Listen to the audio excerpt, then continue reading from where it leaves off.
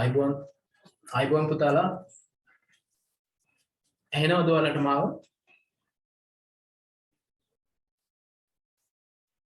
ඇහෙනවද පුතේ මැසේජ් එකක් දාලා කියන්නකෝ මාව ඇහෙනවද කියලා හරි අපි ගිය සතියේ පුතා කතා කරා ඔයාලට මේ ඔයාලගේ සිංහල සබ්ජෙක්ට් එකේ විෂය නිර්දේශයට අනුව සාහිත්‍ය ඊට පස්සේ ව්‍යාකරණ මේ වගේ තියෙන ව්‍යාකරණ වල ඉස්සලම පළවෙනියටම ඔයාලට හම්බෙන පාඩම ඒ පාඩමයි ඊට පස්සේ සාහිත්‍ය වල මුලින්ම හම්බෙන පාඩමයි ඒ ගැන චුට්ටක් කතා කරා මම පුතා අදත් මේ චුට්ටක් ඔයාලට අරන් කියනවා මේ පන්ති අර එන එක ගැන චුට්ටක් ඔයාලා තීරණයක් ගන්න පුතේ මොකද අර ඒ කියන්නේ ඔයාලගේ තමයි මේක කියන්නේ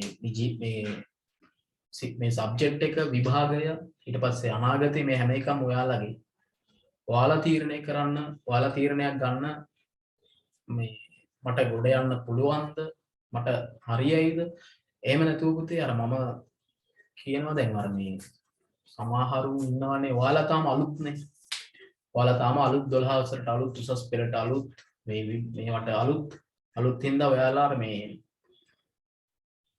වැඩි අවබෝධයක් නැහැ පුතේ මේ ටියුෂන් ගැනවත් පන්ති ගැනවත් එහෙම නැතු මේ සිලබස් මේ දේවල් ගැනවත් මහා ලොකු අවබෝධයක් නැහැ ඔයාලා අර එක්කෝ යාළුවෙක් එක්කෝ කවුරු හරි අයියා කෙනෙක් අක්කා කෙනෙක් එහෙම නැත්නම් කවුරු හරි ගුරුවරයෙක් කවුරු හරි කොහොම කියනවට එහෙම එපා පුතේ මම කියන්නේ ඔයාලට සැටිස්වෙන තීරණයක් ගන්න. ඒ කිව්වේ ඔයාලට මේ වැඩේ කරගන්න පුළුවන්. මට ගොඩ දා ගන්න පුළුවන්. මම නිකන් වීදම් කරන්න ඕනේ නැහැ. එහෙම කියලා ඔයා තීරණයක් ගන්න. ඔය හොත්තට මතක තියාගන්න. මේක පුතා ක්ලාස් ආවත් නැතත් ඔයාගේ ජීවිතේට පාඩමක් කරගන්න. ඔයා වෙන්න තමන් විතරයි කියන එක විශ්වාස කරගන්න හොඳට.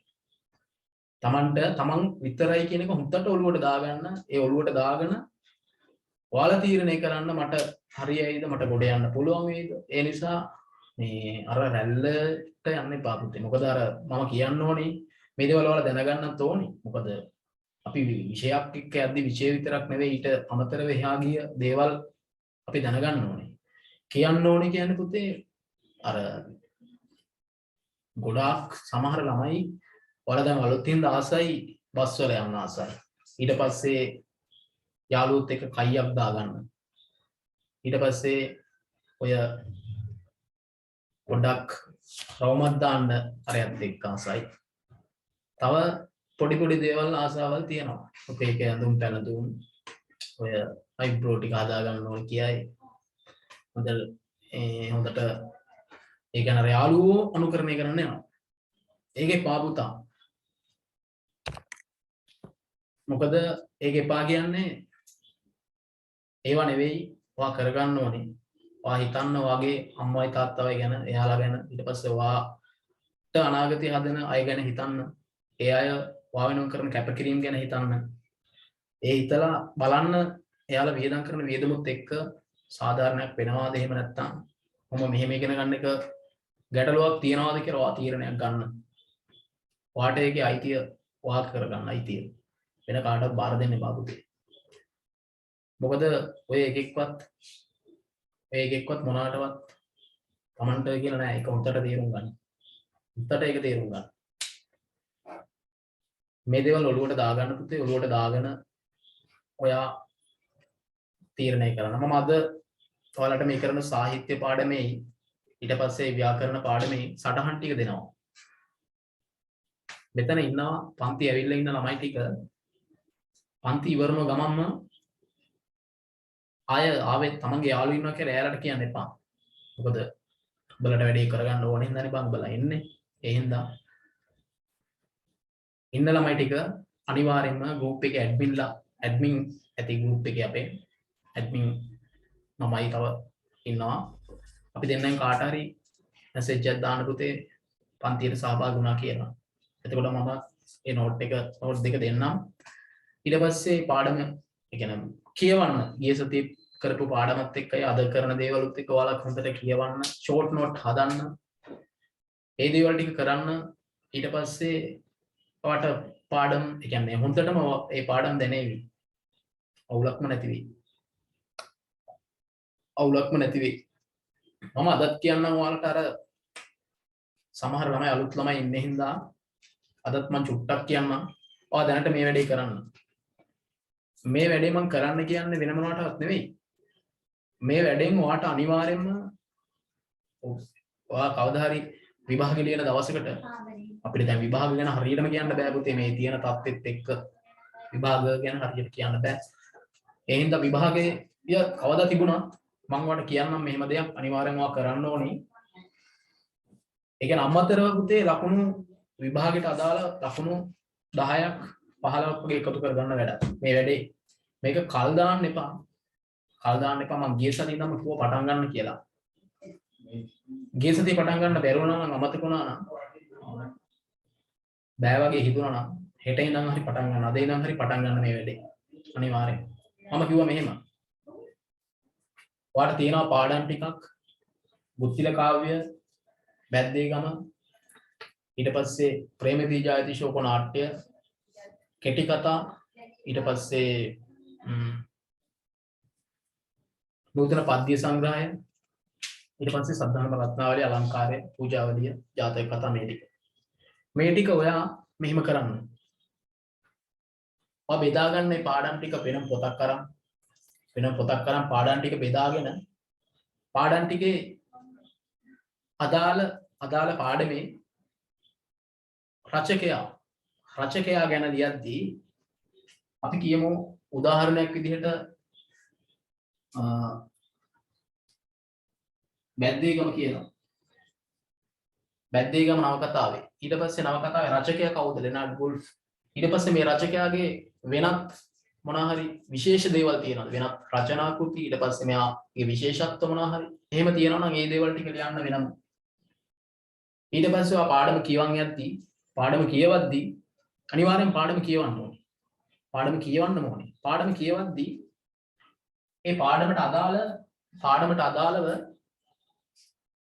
ඔයාට කියවන් යද්දී හම්බ වෙන චරිත ඊට පස්සේ ඔයාට හම්බ වෙන අවස්ථා අපි කියමු බැද්දේගම ඉස්සලාම් මෙන්න මෙහෙම වෙනවා සිලිඳු ඊට පස්සේ මෙන්න මෙහෙම කරනවා මෙහෙම යනවා මේ පුංචි මැණිකට මෙහෙම වෙනවා එහෙම ඒ අවස්ථා සිද්ධි ටික ලියන්න විභාගෙ ලියනකොට ලං වෙද්දී අමුතුවෙන් ඔයාලට මහන්සි වෙන දෙයක් නැහැ චරිත නිරූපණ ගැන අවස්ථා සිද්ධි ගැන ඊට පස්සේ අවස්ථා සම්බන්ධය මේ ප්‍රශ්න වලට ඒ කියන්නේ මේ දේවල් මේ වගේ ප්‍රශ්න වලට ඔයා නිකම්ම උත්තර හදාගන්න මේවා පුතා සරල ක්‍රම ෂෝට් නෝට් මේවට තමයි ෂෝට් නෝට් කියලා කියන්නේ ෂෝට් නෝට් කියන්නේ පාඩමක් බලාගෙන කෙටි කරලා ලියන එක නෙවෙයි මේවා තමයි ෂෝට් නෝට් කියන්නේ ව්‍යාකරණ වලත් එහෙමයි ව්‍යාකරණ වලත් අදාළ කොහොමද වෙන්න ඕනේ කියලා මම කියන්නම් ව්‍යාකරණ වලත් අද පාඩමෙන් පස්සේ ඊට පස්සේ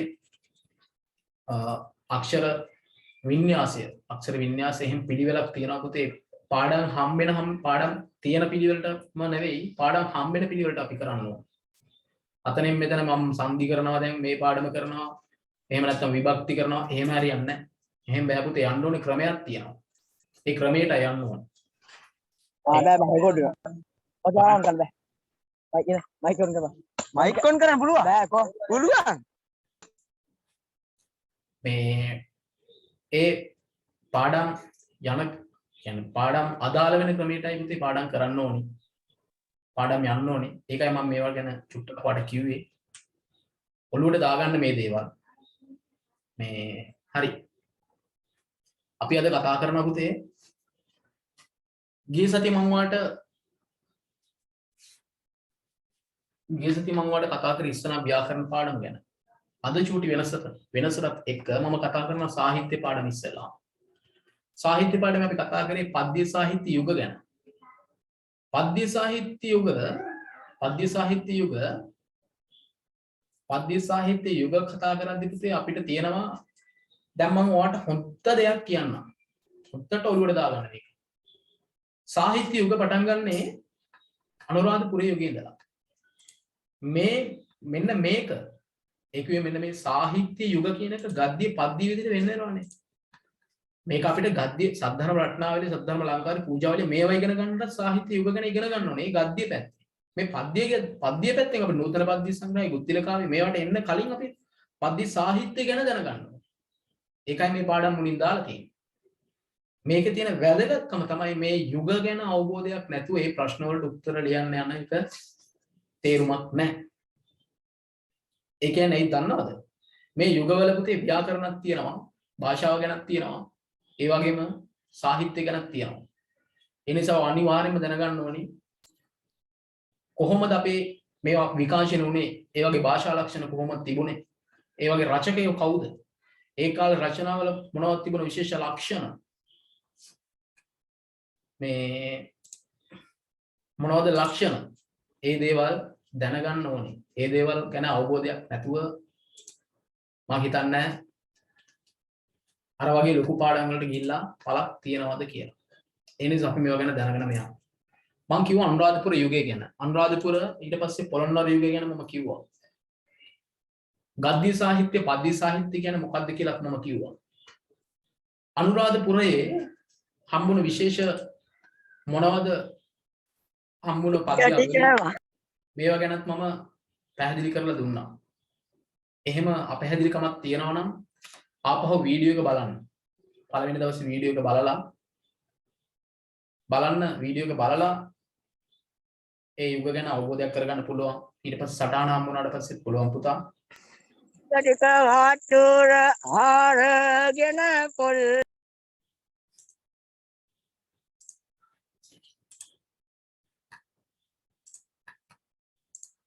මයියංගන යන්නේ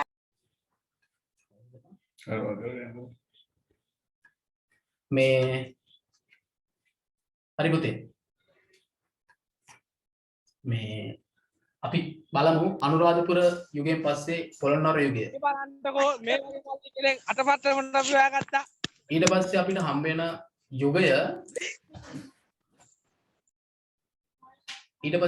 වෙන යුගය වෙන්නේ දඹදෙණි යුගය. අනුරාධපුර පොළොන්නරු යුගය වලින් පස්සේ අපිට හම්බ වෙන්නේ පුතා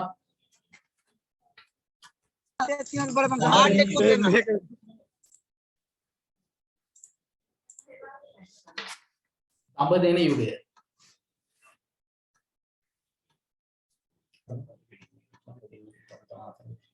මේ දඹදෙණි යුගය. අනුරාධපුර යුගයේ මම කිව්වා අපිට විශේෂයෙන්ම කතා කරන්න තිබුණු පද්‍ය සාහිත්‍ය මොනවද, ඒ වගේ ලක්ෂණ කොහොමද තිබුණේ, ඒ වගේ විශේෂත්ව මොනවද කියලා. ඊට පස්සේ පුතා පොළොන්නරු යුගයට ගියාම මම කිව්වා ප්‍රධාන විදියට මෙන්න මේ වගේ දේවල් තමයි ලියවිලා තිබුණේ. මේ වගේ යුගයක් දඹදෙණි යුගයට එද්දී මෙහෙම දෙයක් වෙනවා පුතේ.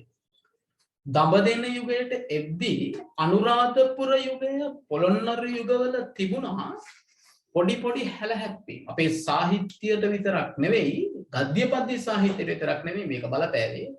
මේක බලපෑව සමස්ත සාහිත්‍ය කලාව, ඒ වගේම අපේ වෙන අපේ සංස්කෘති සමාජ ආර්ථික මේ හැම දෙයකටම බලපෑවම.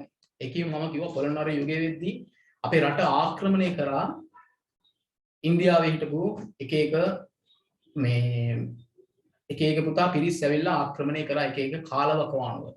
මේවත් එක්ක පොළොන්නරු යුගයෙන් පස්සේ බෝධිවදාවත සසදාවත රචනා වෙද්දී එතනින් පස්සේ අපිට හම්බෙන යුගයේ දඹදෙණි. දඹදෙණි යුගයේ තියෙන විශේෂත්වය මෙන්න මේකයි. මාර්ටින් වික්‍රමසිංහයන් කියලා තියෙනවා, මාර්ටින් වික්‍රමසිංහයන් ස්වාධීනව නැගුණු සාහිත්‍ය යුගයක් කියලා දඹදෙණි යුගය.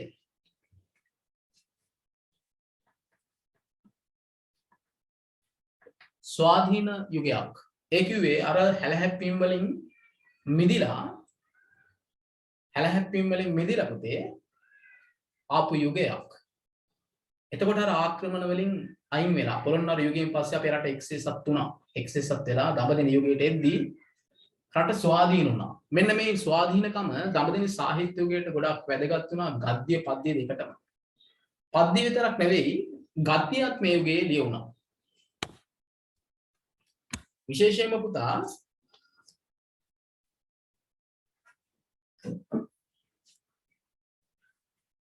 ඔයාලා දන්නවද මම කිව්වා සිදත් සංගරාව ගැන. සිදත් සංගරාව. මෙන්න මේ සිදත් සංගරාව රචනා වෙන්නේ මේ යුගයේ. සිදත් සංගරාව. සිදත් සංගරාව රචනා වෙන්නේ මේ යුගයේ. ඊට පස්සේ ලංකාවේ තිබුණු ලංකාවේ පද්‍ය සාහිත්‍යයේ ලංකාවේ බිහි වුණු මහා කාව්‍යයන් අතර විශිෂ්ටතම මහා කාව්‍ය විදිහට පිළිගන්නේ ඒ වගේම පද්‍ය සාහිත්‍යයේ මුදුන් මල්කඩ විදිහට පිළිගන්න පද්‍ය කෘතිය වෙන්නේ පුතේ කෞසිලුමින.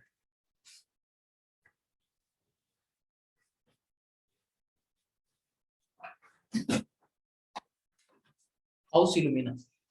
දැන් මේ සාහිත්‍ය යුග ගැන අපි ඉගෙන ගද්දී මේ වගේ ප්‍රශ්නයක් එයිද?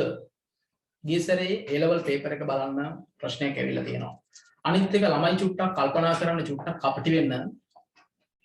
මේ වගේ ප්‍රශ්නයක් ආවොත් මේ වගේ එකට උත්තරයක් ලියාගෙන අපිට හරිය ලේසි.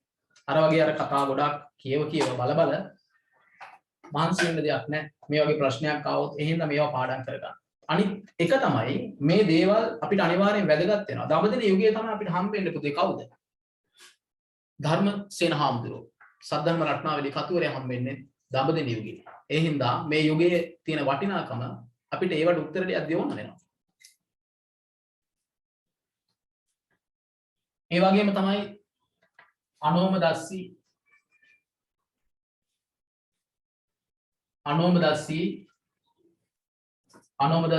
හිමි වේදේහ හිමි ධර්මසේන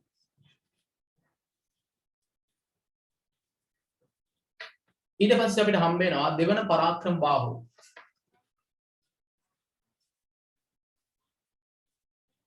මෙන්න මේ රචකයින් දඹදිව යුගයේ පුතා අපිට අපේ ගද්‍ය පද්‍ය සාහිත්‍ය දෙකටම වැදගත් කතුවරුන් වුණා. ඒ වගේම මම කිව්වා සිදත් සංගරාව කෞසිලුමින මේ අතරින් විශිෂ්ටතම කෘතිය තමයි කෞසිලුමින. ඔයා දඹදිව සාහිත්‍ය යුගය ගැන ලියද්දී අනිවාර්යෙන් ලියවෙන්න ඕනේ දේ තමයි පුතේ කෞසිලුමින ගැන. පද්‍ය සාහිත්‍ය ගැන. කේවද්දී අපිට ලියන්න වෙන්නේ මෙන්න මේ කෞසිලුමින ගැන. ඊට පස්සේ එළු සඳස් ලකුණ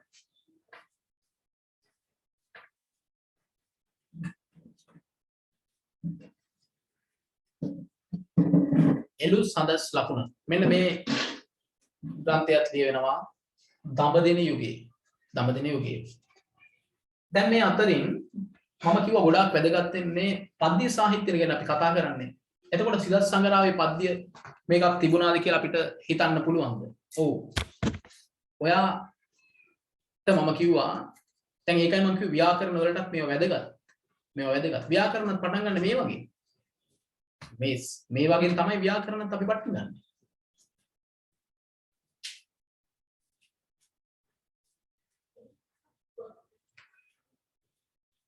සිදත් සංගරාව වැදගත් වෙන්නේ ඇයිද කියලා කිව්වොත් සිදත් සංගරාවේ ලියවිලා තිබුණු ව්‍යාකරණ රීති ව්‍යාකරණ ගැන ලියවිලා තිබුණු දේවල් පුතේ ගොඩාක් සිදත් කරුවා මේවා ලිව්වේ කවි ලියන්නන්ට ඒකයි සිදත් සංගරාව රචනා කරේ මිශ්‍ර සිංහල අමිශ්‍ර සිංහල හෝඩිය නැත්නම් සුද්ධ සිංහල හෝඩිය අපේම අකුරු ටික අරන් සිදත් සංගරාව රචනා කරේ. එතකොට මෙහෙම යොදාගත්තේ වෙන මොනකටවත් නෙමෙයි. කවි ලියන්න ඕන හින්දා. කවීන්ටයි සිදත් සංගරාව මේව කරගත්තේ. කාව්‍ය රීති. කාව්‍ය වලට ව්‍යාකරණ අනුව ලියන්න ඕන. හැබැයි ඒක වෙනස් වුණා පස්සේ ඒකයි මේ සිදත් සංගරාව වැදගත්.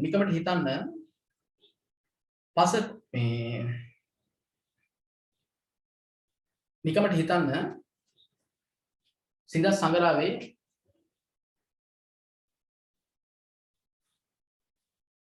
පනකුරු පසෙක් එද ලුහු ගුරු බෙයින් දසවේ මේ වචන නිකන් බලන්න පනකුරු පසෙක් එද ලුහු ගුරු බෙයින් දසවේ මේ වගේ තියෙන්නේ කාව්‍ය විලාසයක්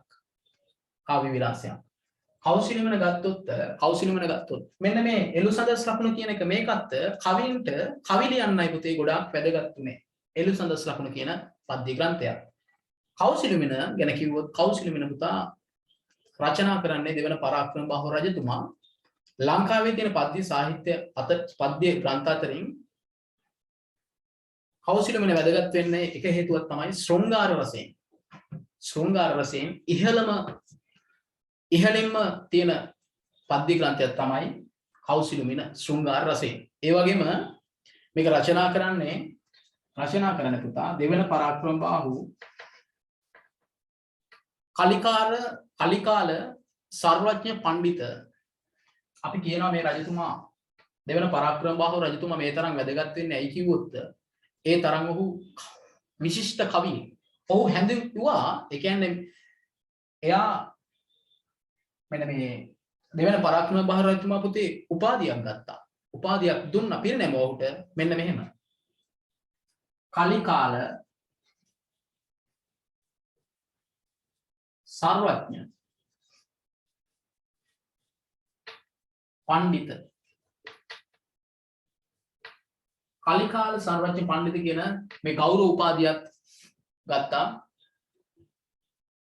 දෙවන පරාක්‍රම බාහු රජතුමා. කුස ජාතක ඇසුරෙන් තමයි ලියවෙන්නේ කෞසිලුමින.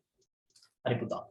දඹදිව යුගය ගැන මෙන්න මේ වගේ පද්‍ය සාහිත්‍ය මෙන්න මේ වගේ පද්‍ය ග්‍රන්ථ ලියවුණා. මෙන්න මේ වගේ පද්‍ය ගැන අපිට ලියන්න පුළුවන් ප්‍රශ්නයක් ආවොත් දඹදිව සාහිත්‍ය යුගයේ පද්‍ය සාහිත්‍යයෙන් ප්‍රශ්නයක් ආවොත් මීට අමතරව ගද්‍ය සාහිත්‍යත් වෙනම ඉගෙන ගන්න තියෙනවා. අපි පාඩම් පිළිවෙලට යන්න ඕනේ පුතා. ඊට පස්සේ බය වෙන්න එපා මේකුවට සටහන් දෙනවා.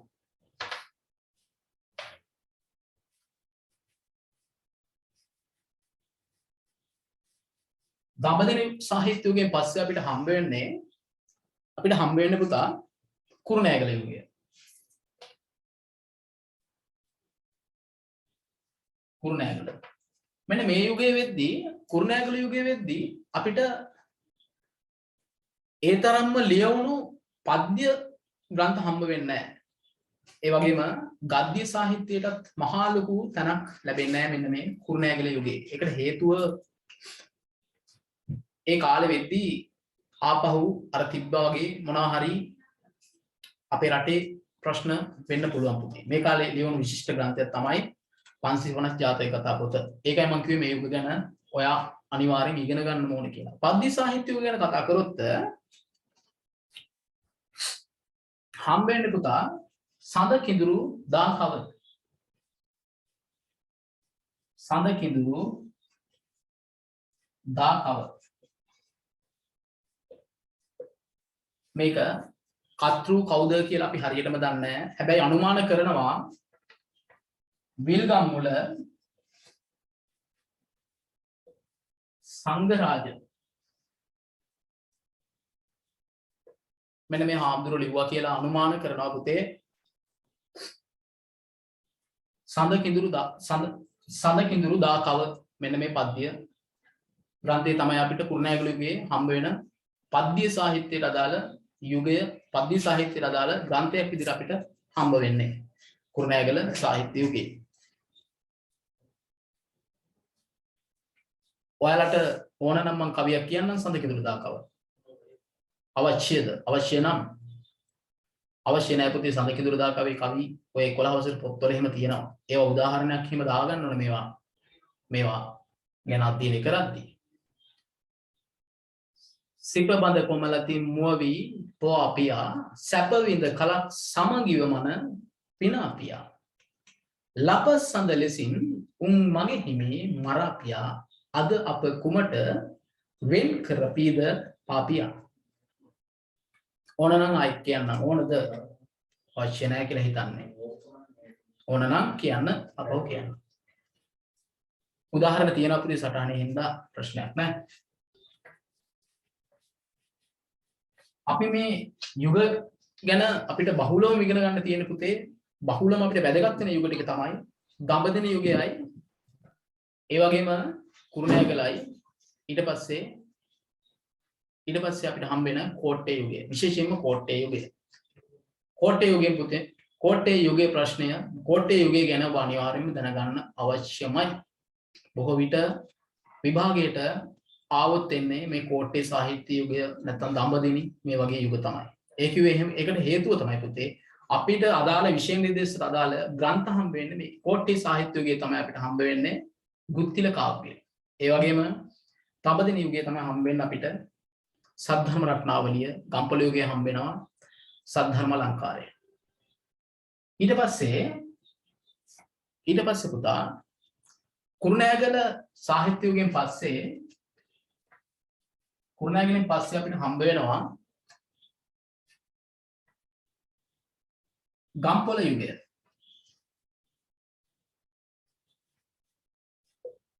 ගම්පොළ යුගය. මේවා කෙටි රාජධානි. ඒ කිව්වේ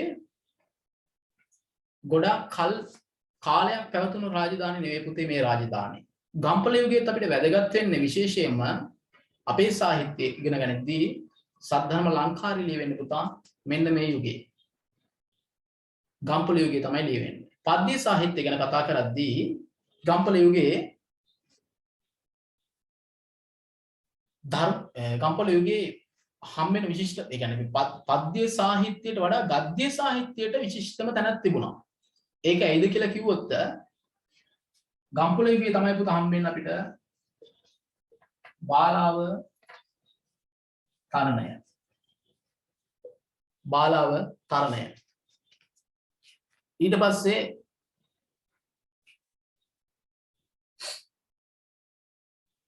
ශාසනාවතරණය. ශාසනාවතරණය. ඊට පස්සේ සද්ධර්ම අලංකාරය.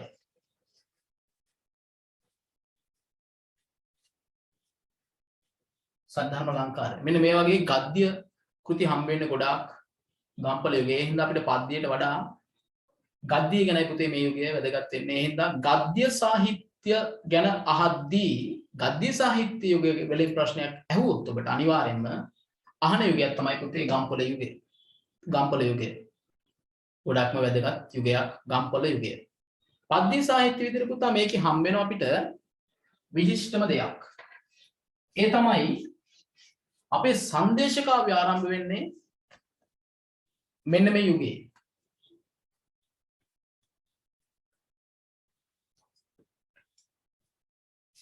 අපේ සංදේශ කාව්‍ය හම්බෙන්නේ ගම්පොළ යුගයේ.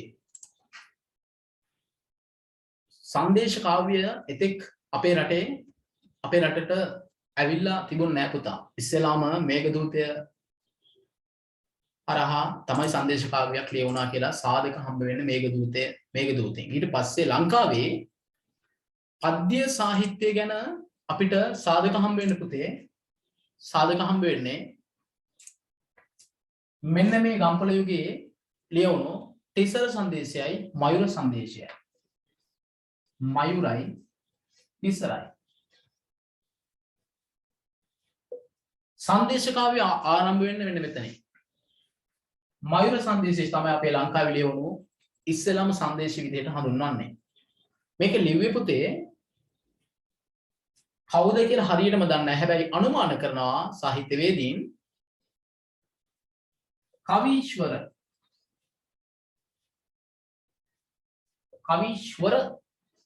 කියන රචකයා විසින් මයුර සංදේශය ලියන්න ඇති කියලා අනුමාන කරනවා. මේකේ පද්‍ය කවි මයුර සංදේශයේ 174ක් තියෙනවා පුතේ. 174ක් කවි තියෙනවා මයුර සංදේශයේ. ඊට අමතරව මයුර සංදේශය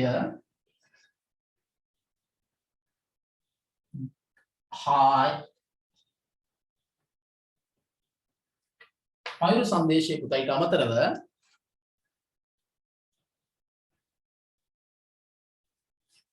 බුවෙනක බාහු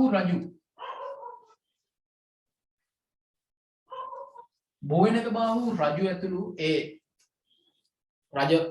රජතුමා යටතේ හිටපු ඇමතිවරුන් අමාත්‍යවරුන් බිසව මේ අයට සෙත්පතලා උකුල්වන් දෙවියන් යදින්න තමයි මේ පණිවිඩේ මොනරෙකු සංදේශ කරු විදිහට යොදාගෙන ලියවුණා කියලා ඉතිහාසයේ සඳහන් වෙන්නේ. ඊට පස්සේ තිසර සංදේශය ගත්තොත් තිසර සංදේශය ගත්තොත් පුතේ මේකේ කවි 190ක් කවි 190ක් තියෙනවා. මේකේ පුතේ රචකයා කවුද කියලා දන්නේ නැහැ. රචකයා කවුද කියලා අපිට කියන්න බෑ. එහෙම සඳහනක් නැහැ. හංසෙක් තමයි මේකේ මේ පණිවිඩ කරු විදිහට යොදාගන්නේ. මේකත් පුතා කරන්නේ පැරකුම්බා රජතුමා ඇතුළු සුමිත් පැරකුම්බා රජතුමා පැරකුම් රජු සුමිත්‍රා දේවිය මෙන්න මේ අයට සෙත්පතලා උපුල්වන් දෙවියන් මේ උපුල්වන් දෙවියන්ගේ පිහිට ආරක්ෂාව ඉල්ලලා තමයි මේ සංදේශය මොන හංසේකු මේක දූතකාරණයට යොදාගෙන රචනා කරලා තියෙන්නේ.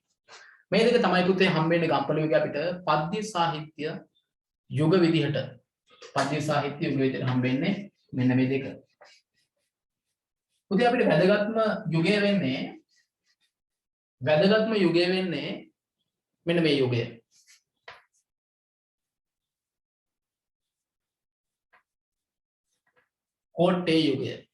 කෝට්ටේ සාහිත්‍ය යුගය. කෝට්ටේ සාහිත්‍ය යුගය වැදගත් වෙනවා ඇයි කියලා කිව්වොත් කෝට්ටේ සාහිත්‍ය යුගයේ තමයි පුතේ ලියවෙන්නේ ගුත්තිල කාව්‍ය. ඒ නිසා මේක අපිට අනිවාර්යයි. ඒ නිසා එක පැත්තක් ඒක අනික සිංහලයේ ලියවුණු ගොඩාක් විශිෂ්ට පද්‍ය ග්‍රන්ථ ලියවුණ යුගය කෝට්ටේ යුගය. ඒ හින්දා තමයි කෝට්ටේ යුගය පද්‍ය සාහිත්‍යයේ ස්වර්ණමය යුගය කියලා හඳුන්වන්නේ. පද්‍ය සාහිත්‍යයේ ස්වර්ණමය යුගය කියලා හඳුන්වන්නේ පුතා කෝට්ටේ සාහිත්‍ය යුගය. අනිත්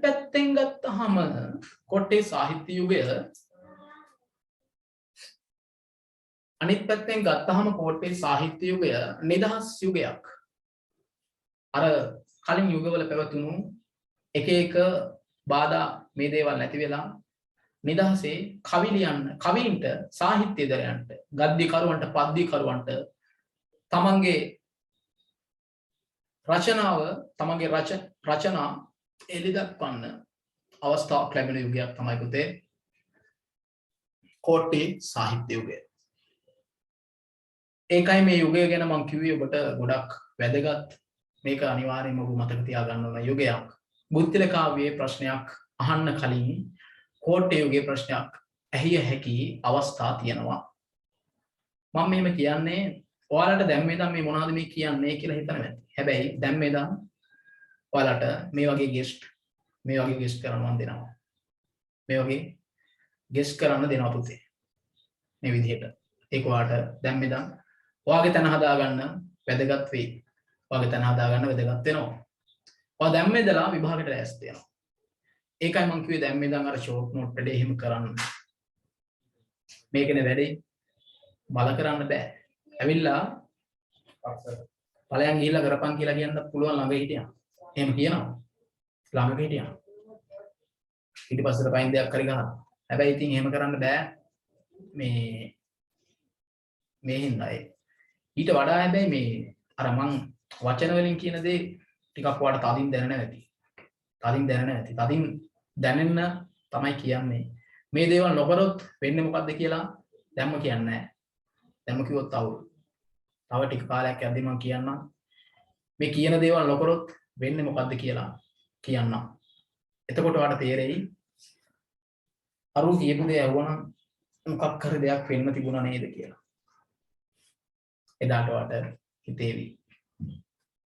අරු කියන එක ඇහුවනම් මොකක් හරි දෙයක් කරගන්න තිබ්බ නේද කියලා. අපි කතා කරමු කෝට්ටේ සාහිත්‍ය යුගය ගැන. පුතා මේ යුගයේ අපිට හම්බ වෙනවා විශිෂ්ටම සාහිත්‍යදරයෙක්. එයා තමයි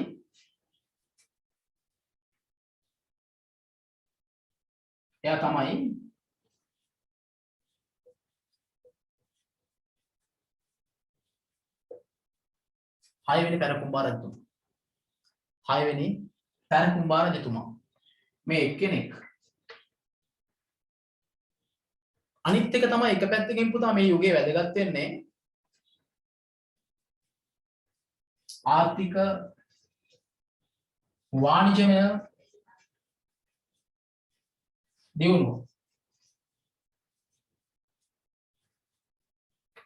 ආර්ථික වශයෙන් වාණිජ වශයෙන් මේ යුගය දියුණු යුගයක් වුණා. ඒක එක කාරණයක්. තව කාරණයක් පුතේ පිරිවෙන් අධ්‍යාපනය. පිරිවෙන් අධ්‍යාපනය. පිරිවෙන් අධ්‍යාපනය. මේ තවත් කාරණයක්. ඊට පස්සේ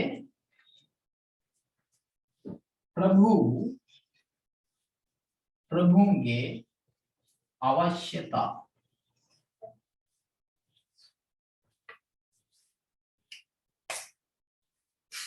ඔය අනිවාර්යෙන් මතක තියාගන්න මේ කාරණා හතර.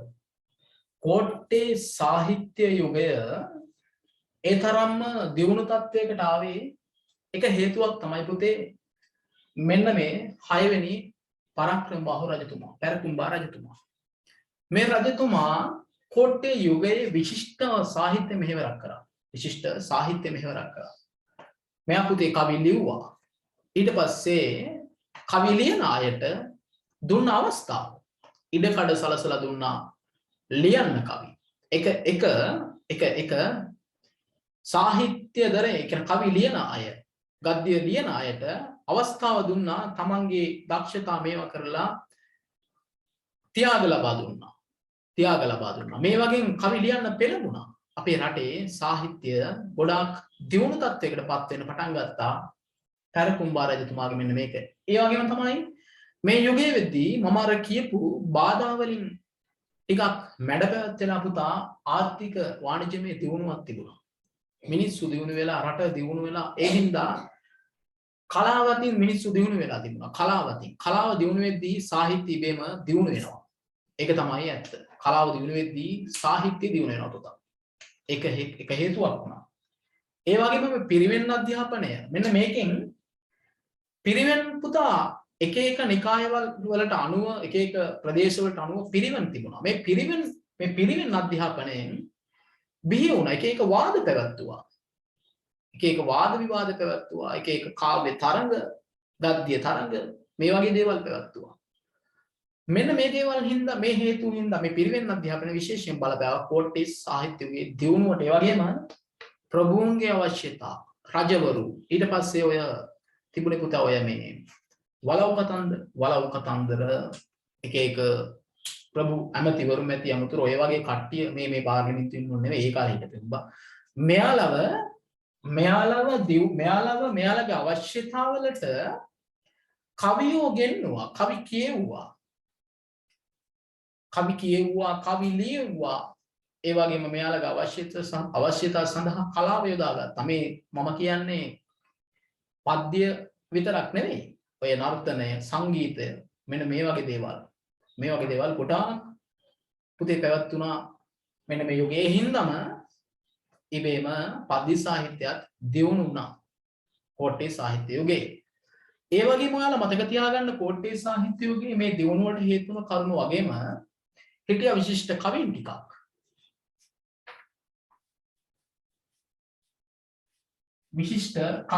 හිටියා පුතේ කෝට්ටේ සාහිත්‍ය යුගයේ. මම කියන්නම් කවුද කියලා. එක්කෙනෙක්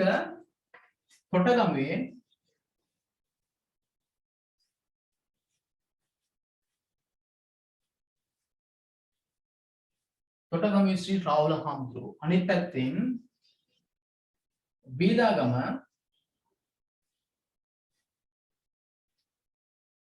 බීදාගම මෛත්‍රී හිමි. බීදාගම මෛත්‍රී හාමුදුරුවෝ. තවත් පැත්තකින් හිටියා පුතේ අපේ කුත්තිල කාව්‍ය ලිව්වේ වැත්තෑවේ හාමුදුරුවෝ. වැත්තෑවේ හිමි. මං අකුරු වරදිනවනේ. වැත්තෑවේ හාමුදුරුවෝ.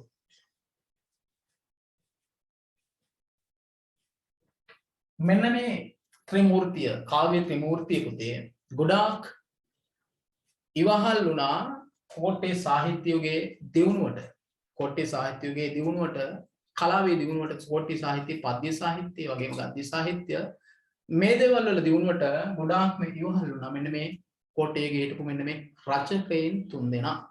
මෙන්න මේ රචකයන් තුන්දෙනා පුතා. ඊට අමතරව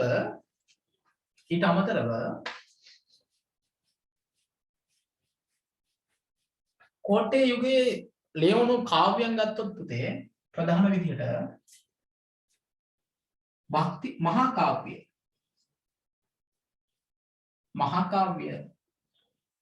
භක්ති කාව්‍ය ඊට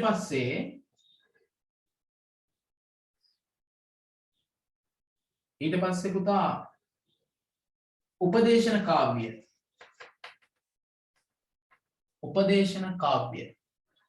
खंड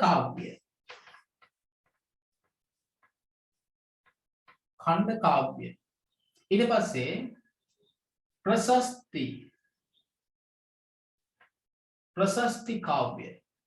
प्रशस्ति काव्य මෙන්න මේ ඊට පස්සේ संदेश काव्य මේ කෝට්ටේ සාහිත්‍ය යුගයේ පද්‍ය සාහිත්‍යයේ තියෙන සාධක පුතා අපිට කිසි හැලහැප්පෙල්ලක් නැතුව බයක් නැතුව කෝට්ටේ සාහිත්‍ය යුගය ගැන පුළුවන් පද්‍ය සාහිත්‍ය යුගය ගැන වාට පුළුවන් වෙන්න ඕනි. ප්‍රශස්ති කාව්‍ය, සංදේශ කාව්‍ය. ඊට අමතරව තව ලියවන පුතේ විරුද්ධ කාව්‍ය.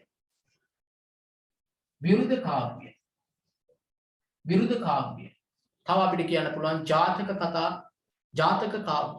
කතා මම මේ දැන් ගුත්තිලේ එහෙමනේ ගුත්තිලේ ජාතක ඇසුරින් තමයි ගුත්තිලේ කාව්‍ය රචනා කරේ.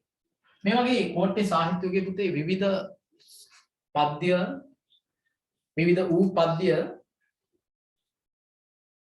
වූ පද්‍ය වර්ග වලට අපිට වර්ග කරන්න පුළුවන්. අපි බලමු මේ වගේ කොයි වගේ දේවල් පුතේ මේවා ලියුනේ කියලා.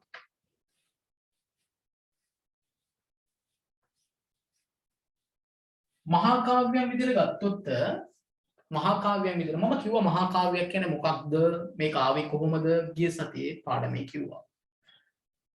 ආයි චුට්ටක් මතක් කරන්නම් අලුත් ළමයි ඉන්න නිසා. මහා කාව්‍යයක් කියන්නේ පුතේ අපේ රටේ පොළොන්නර යුගය වෙනකොට පොළොන්නර යුගය වෙනකොට කාව්‍යාදර්ශී කියන ඉන්දියාවේ ලියවුණු කාව්‍යාදර්ශී ශ්‍රී දණ්ඩීම් පඬිවරයා විසින් ලියනු ලැබූ ශ්‍රී දණ්ඩීම් කියන පඬිවරයා පුතා ලියනවා කාව්‍යාදර්ශී කියලා ග්‍රන්ථයක්. මේකෙන් හඳුන්වලා දෙන්නේ කවීන්ට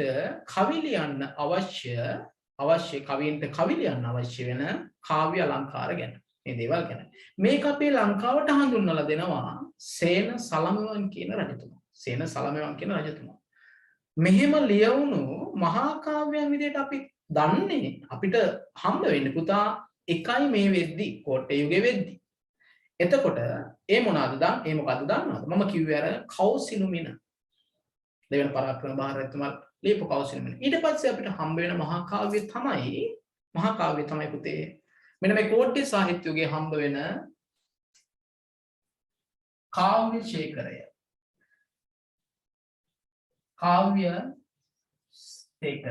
හොත්තට අහගන්න මේ යුගය ගැන හොත්තට අහගන්න. කාව්‍ය ශේඛරය ගැන. මේක ලියන්නේ තොටගමේ ශ්‍රී රාහුල හාමුදුරුවෝ. තොටගමේ රාහුල හාමුදුරුවෝ තමයි පුතේ මේ මහා කාව්‍යයක් ලියවුණා කෝට්ටේ යුගයේ. ඒක ලිව්වේ තොටගමේ රාහුල හාමුදුරුවෝ. ඒක තමයි කාව්‍ය ශේඛරය. හරි. ඒක ලිව්වේ කාව්‍ය ශේඛරය තොටගමේ රාහුල හාමුදුරුවෝ තමයි කාව්‍ය ශේඛරය ලිව්වේ. මේක මහා කාව්‍යයක් විදිහට ලංකාවේ විද්වත්තු පිළිගන්නවා. හැබැයි තව එකක් මම කියන්නම්. මහා කාව්‍යයන් ලියන්න මහා කාව්‍යයක තියෙන්න ඕනි ලක්ෂණ ටිකක් තියෙනවා. සර්ග බන්ධනය ඊට පස්සේ මේකේ ඍතු අනම්මනම් වර්ණනා තියෙන්න ඕනේ. මේ වගේ ගොඩාක් ප්‍රභූ නායකයෙක් වෙන්න ඕනේ. මෙන්න මේ වගේ ගොඩාක් නීති ටිකක් තියෙනවා. මේ ටික පුතා මෙන්න මේ දේවල් අන්තර්ගත වෙලා හරියටම ලියුම්. ඒ කියන්නේ මේවා සම්පූර්ණයෙන්ම තියෙන කෘතියක් විදිහට පිළිගන්න එකක් තමයි කාව්‍යශේඛරයේ කෞශලමෙල. හැබැයි මේ විදිහට ලියන්න ගියා පොළොන්නරු යුගයේ කවුද? මෝදේවදාවතයි සසඳාවතයි. මෝදේවදාවතයි සසඳාවතයි. හැබැයි මේන්න මේ මෝදේවදා කරුයි සසඳාවත කරුයි දෙන්න මෙහෙම මහා කාව්‍යයක් ලියන්න ගිහිල්ලා අමාරුවේ වැටුණා. මේ දෙන්න තමයි මේ දෙන්නගේ මේ පද්‍ය පන්ති දෙක මේ පද්‍ය ග්‍රන්ථ දෙක මෝදේවදාවත සසඳාවත පොළොන්නරු යුගයේ ලියවන මෙන්න මේ දෙන්නගේ මහා කාව්‍යයක් ලියන්නම ගියේ හින්දා අසාර්ථක වෙලා තියෙනවා. අසාර්ථක වෙන්න හේතුවක් වෙලා තියෙනවා. ඒ හින්දා ඒවා පිළිගන්නේ පුතා ඛණ්ඩ කාව්‍ය විදියට. එතකොට දැන් මම මෙහෙමම කියන්නම්. කාව්‍යශේඛරයේ උදාහරණයක් විදියට ඔයාලට කිව්වොත් කාව්‍යශේඛරයේ තමයි පුතා තියෙන්නේ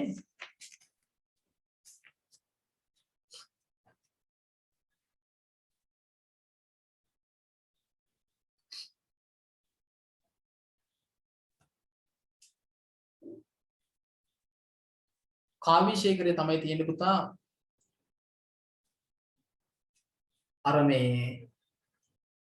අර බං උගතමනා ශිල්පයමයි මතුරගෙනා කියලා කවියක් හිමි තියෙන්නේ. ආන්නේ කාව්‍යශේඛරයේ තියෙන්නේ. දත් කැපුළු පාලා සුරතල් සිනා සීලා බෝලඳ බස් දීලා අන්න ඔහොම. ඔය කවි තියෙන්නේ කාව්‍යශේඛරයේ. මං කිව්ව ඛණ්ඩ කාව්‍යයක් කියලා. ඛණ්ඩ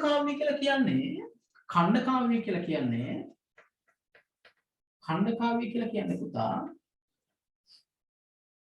ඛණ්ඩ කාව්‍යයක් විදිහට අපිට පිළිගන්න පුළුවන් කාව්‍යයක් වෙන්නේ මොකක්ද දන්නවද? මේ යුගයේ ලියන ගුත්තිල කාව්‍ය.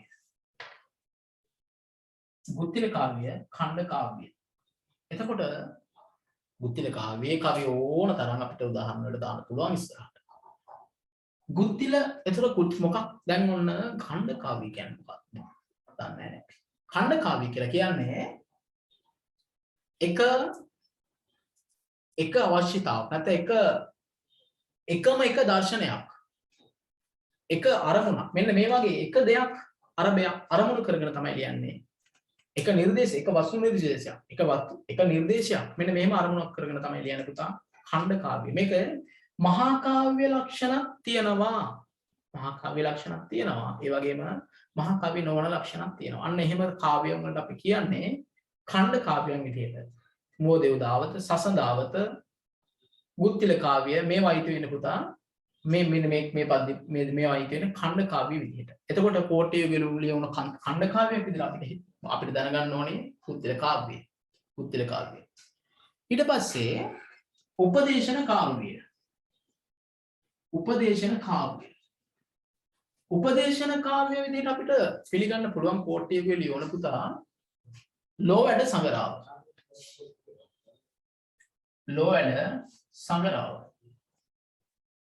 ලෝ වැඩ සංගරාව. ඒ වගේම උපදේශන කාව්‍ය විදිහට උපදේශන කාව්‍යයක් විදිහට ගන්න පුළුවන් මේ කාව්‍යශේඛරයේ ගොඩාක් කවි තියෙනවා පුතේ උපදේශ දෙනවා. ඒ වගේම කාව්‍යශේඛරය විතරක් නෙවෙයි ලෝ වැඩ සංගරාව ඊට පස්සේ මේ බුදු ගුණ අලංකාරය මේවා ගන්නත් පුළුවන්. හැබැයි භක්ති කාව්‍යයක් විදිහට තමයි සලකන්නේ මේ උපදේශන කාව්‍ය ලෝ වැඩ සංගරාව ලියන්නේ පුතා වීදාගම මෛත්‍රී හාමුදුරුවෝ.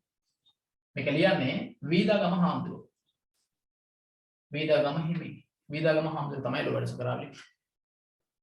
ලෝ වැඩ සංගරාවේ කවි කිව්වොත් පුතා සෙස්සිරි දෙන මහ ගුණ මොහොදානම් මේ වගේ කවි ලෝ වැඩ සංගරාවේ ඉන්න කවි. ඊට පස්සේ භක්ති කාව්‍ය විදිහට අපිට කෝට්ටේ යුගයේ හම්බ වෙනවා බුදුගුණ අලංකාරය.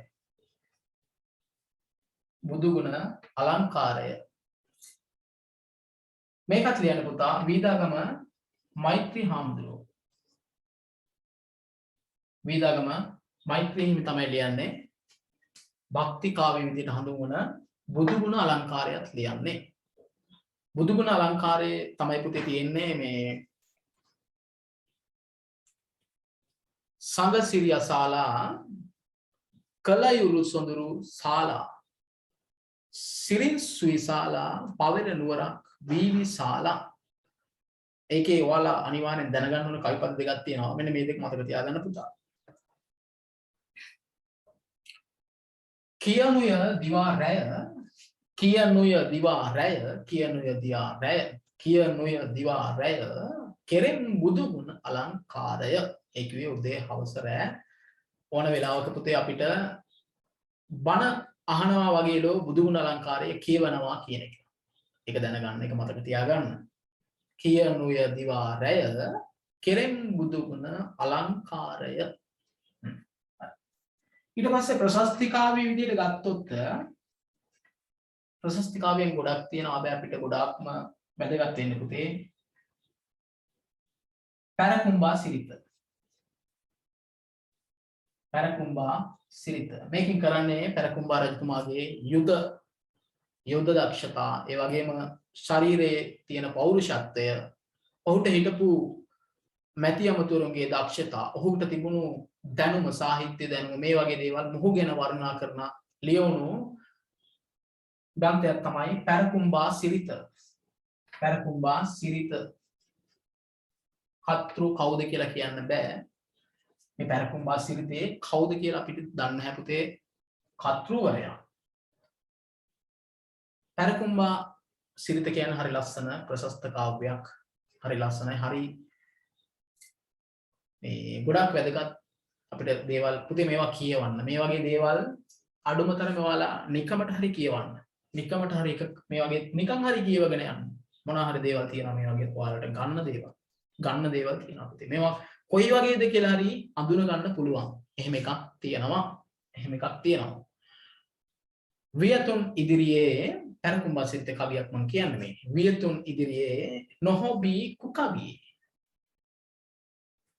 වියතුන් ඉදිරියේ නොහොබී කුකවි. දිවයුරු ඉදිරියේ කෙසේ බැබලෙම්ද කනා මැදිරි. වියතුන් ඉදිරියේ නොහොබී කුකවි. වියතුන් ගොඩක් වියත් අය අතර පැකිලෙන්නේ නැතුව නොහොබී කුකවි.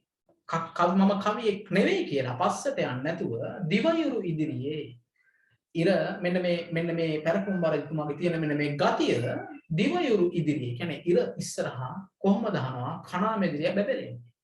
ඉරත් එක්ක කනා මැදිරියට බබලෙන්න බෑ.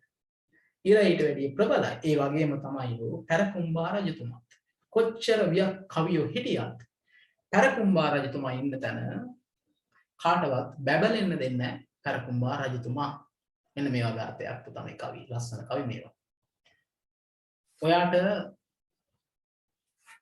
මේ ටික ගැන අවබෝධයක් තිබ්බනම් කෝට්ටේ සාහිත්‍ය යුගය ගැන ලස්සන උත්තරයක් කියන්නේ. ඒක සාහිත්‍ය යුගය ගැන ගොඩක් වටිනා දෙයක් ඔයාගොල්ලෝ තියෙනවා කියලා මතක තියාගන්න. කෝට්ටේ සාහිත්‍ය යුගය ගැන. මම කිව්වා සංදේශ කාව්‍යයන් ගැන. සංදේශ කවි. සංදේශ කාව්‍යයන් පහක් ලියවෙනවා පුතේ මේ කෝට්ටේ සාහිත්‍ය යුගයේ.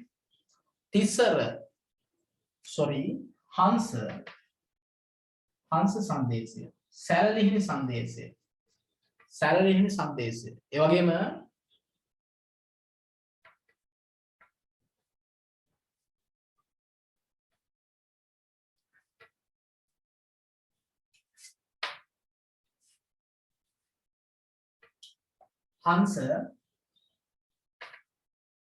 හංස ගිරා සංදේශය, සැවුල් සංදේශය, සැලලිහිණි සංදේශය,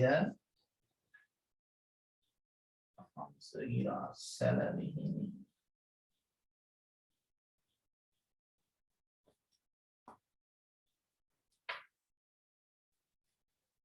හංස සංදේශය, ගිරා සංදේශය, සැලලිහිණි සංදේශය,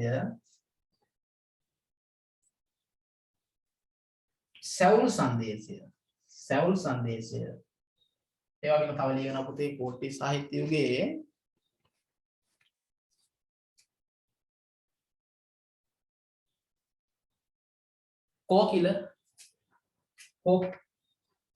සැවුල් නෙවෙයි පුතා කෝකිල සංදේශය ලියනවා. කෝකිල සංදේශය ලියනවා. කෝකිල සංදේශය ඊළඟට පාරවි සංදේශය. මෙන්න මේ සංදේශ කාව්‍යයන් පහළිය වෙන්නේ කෝට්ටේ සාහිත්‍ය යුගයේ. ඔයාට කෝට්ටේ සාහිත්‍ය යුගය ගැන මොනවා හරි වැදගත් අවබෝධයක් එන්නේ නැති කියලා මම හිතනවා. ගොඩාක් කතා කරන්න ඕනෙත් පුතේ මෙන්න මේ සාහිත්‍ය යුගය ගැන. මේවට උදාහරණ සහිතව පිළිතුරු මම හදලා තියෙනවා. මම ඒකයි කිව්වේ පන්තිය ඉවර වෙනකන් ඉන්න ඒ අවශ්‍යයි. ඒ ඉන්න අය මට ඊට පස්සේ මම මොකද්ද කරන්න ඕනේ කියලා කියන්නම්. ඒ අයට මම සටහන් මේ සාහිත්‍ය පාඩමේ ව්‍යාකරණ පාඩමේ දෙකේම ලැබෙන්න සලස්වනවා. ඉන්න.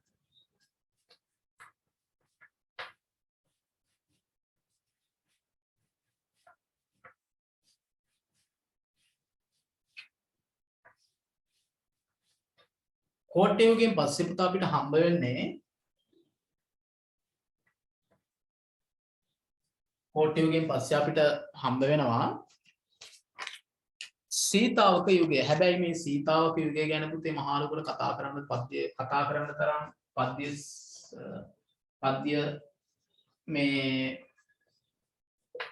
පද්‍ය මේ සාධක හම්බ වෙන්නේ නැහැ අපිට සීතාවක යුගයේ. හේතුව සීතාවක යුගයේ පද්‍ය සාහිත්‍යයට ඒ තරම් තැනක් හම්බ වෙන්නේ නැහැ. මේක අර මහා කෝට්ටේ යුගයේම අතුරු යුගයක් විදිහටයි පුතේ අපිට හිතන්න පුළුවන්. කෝට්ටේ යුගයේම ගිය අතුරු යුගයක් විදිහටයි අපිට හිතන්න පුළුවන්. සීතාවක යුගයේ මේකේ ලියවුන එකම එක පද්‍ය ග්‍රන්ථය විදිහට පිළිගන්නේ මේ ලියවුණු දේවල් විදිහට හිටපු එකම කතුවරයා විදිහට පිළිගන්න පුතා අලගියවන්න මුඛවැටිතුමා තමයි කවියෙක් විදිහට හම්බ වෙන්නේ අපිට සීතාවක යුගයේ. මෙයා තින් ලියවුණා මම අර කියපු සැවුල් සංදේශය මෙයා තින් ලියුණා කියලා තමයි පුතේ ගොඩාක් පිළිගන්නේ. ඊට අමතරව ලියුණා මේ යුගයේ සුභාෂිතය මේ සුභාෂිතය ගොඩක් වැදගත් අපිට. ඊට පස්සේ ලියුණා පුතා සැවුල් සංදේශයේ සුභාෂිතය. ඒ වගේම සීතාවක යුගයේ ලියවුණු තව දහම්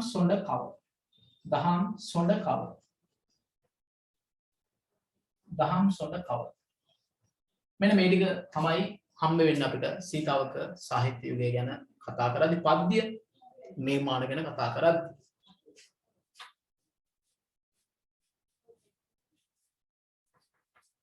ඊට පස්සේ අපි බහුලව කතා කරන්න ඕන පුතේ යුගයක් විදිහට තමයි මහනුවර යුගය.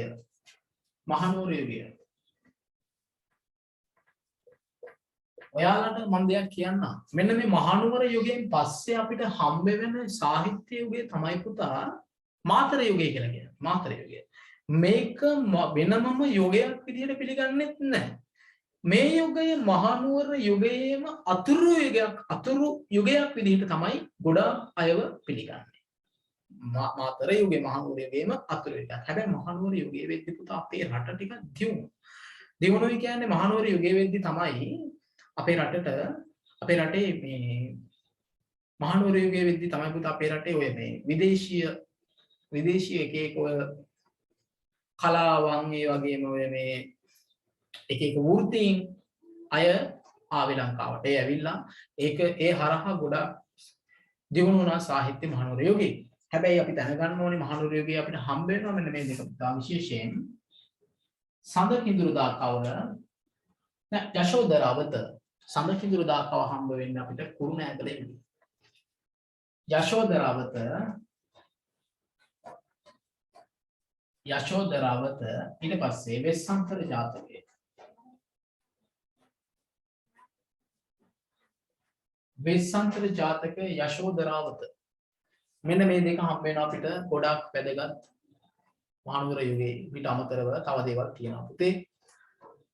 යශෝදරාවත මතක තියාගන්න ඔයාලට උදාහරණයක් එක්ක ලියන්න පුළුවන්. යශෝදරාවතේ කවි ආපහු කියන්න ඕන දේවල් නේ ඔයාලා දන්නවා. එදා ගියේ තපසට දෙන්න දහකැලේ වඩා දෙදරුවන් උකුලට රැගෙන ලොලේ වගේ කවි ගොඩාක් තියෙනවා යශෝදරාවතේ කවි. වෙස්සන්තර ජාතකයේ කවි එහෙමයි. රසතුරු පළ වැල අරගෙන එන්දයි අපේ අම්මා විසිතුරු සුරතල් කියමින් දෙතමේ කිරි බොන්නා.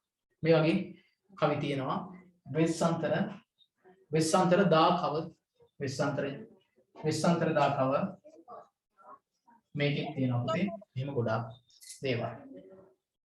මම ඔයාලට ගොඩාක්ම කතා කරේ මේ සාහිත්‍ය පද්‍ය සාහිත්‍ය යුග ගැන කතා කරද්දී පද්‍ය සාහිත්‍ය යුග ගැන කතා කරද්දී මම ගොඩාක්ම කතා කරේ පුතා මේ කෝට්ටේ යුගය ගැන. මම කෝට්ටේ යුගය ගැන කතා කරන්න හේතුව තමයි අපිට ඊළඟ පාඩම තියෙන්නේ කෝට්ටේ සාහිත්‍ය යුගයත් එක්ක. එතකොට කෝට්ටේ සාහිත්‍ය යුගය ගැන අපි අනිවාර්යෙන් ඉගෙන ගන්න ඕනේ. ගුත්තිල කාව්‍ය රචනා වෙන්නේ මෙන්න මේ කෝට්ටේ සාහිත්‍ය යුගයේ.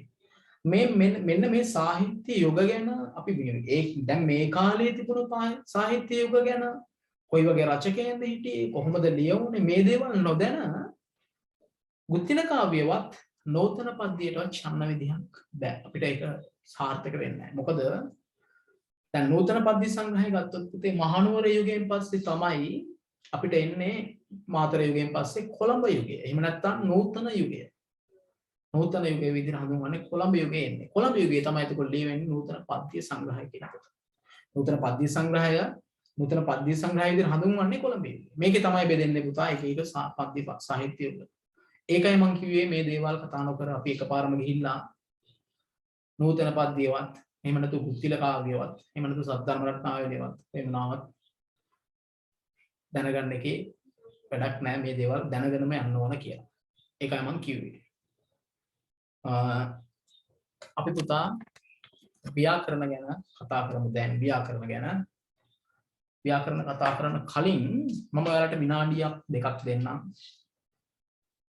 විනාඩියක් දෙකක් දෙන්නම් පුතේ. ඔය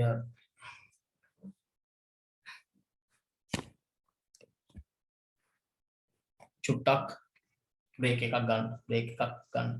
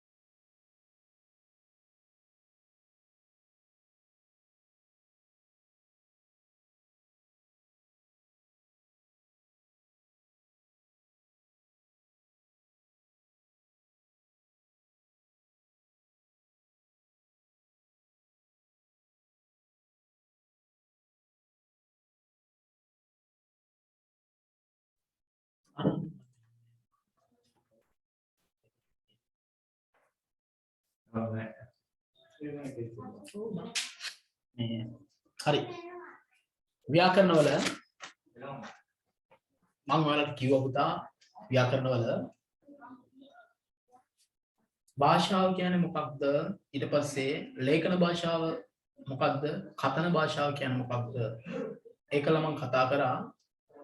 අපේ විෂය නිර්දේශයට අදාළ නූතන සිංහල කෝටිය. එහෙම නැත්නම් නූතන සිංහල අක්ෂර මාලාව. නැත්නම් නූතන සිංහල වර්ණ මාලාව.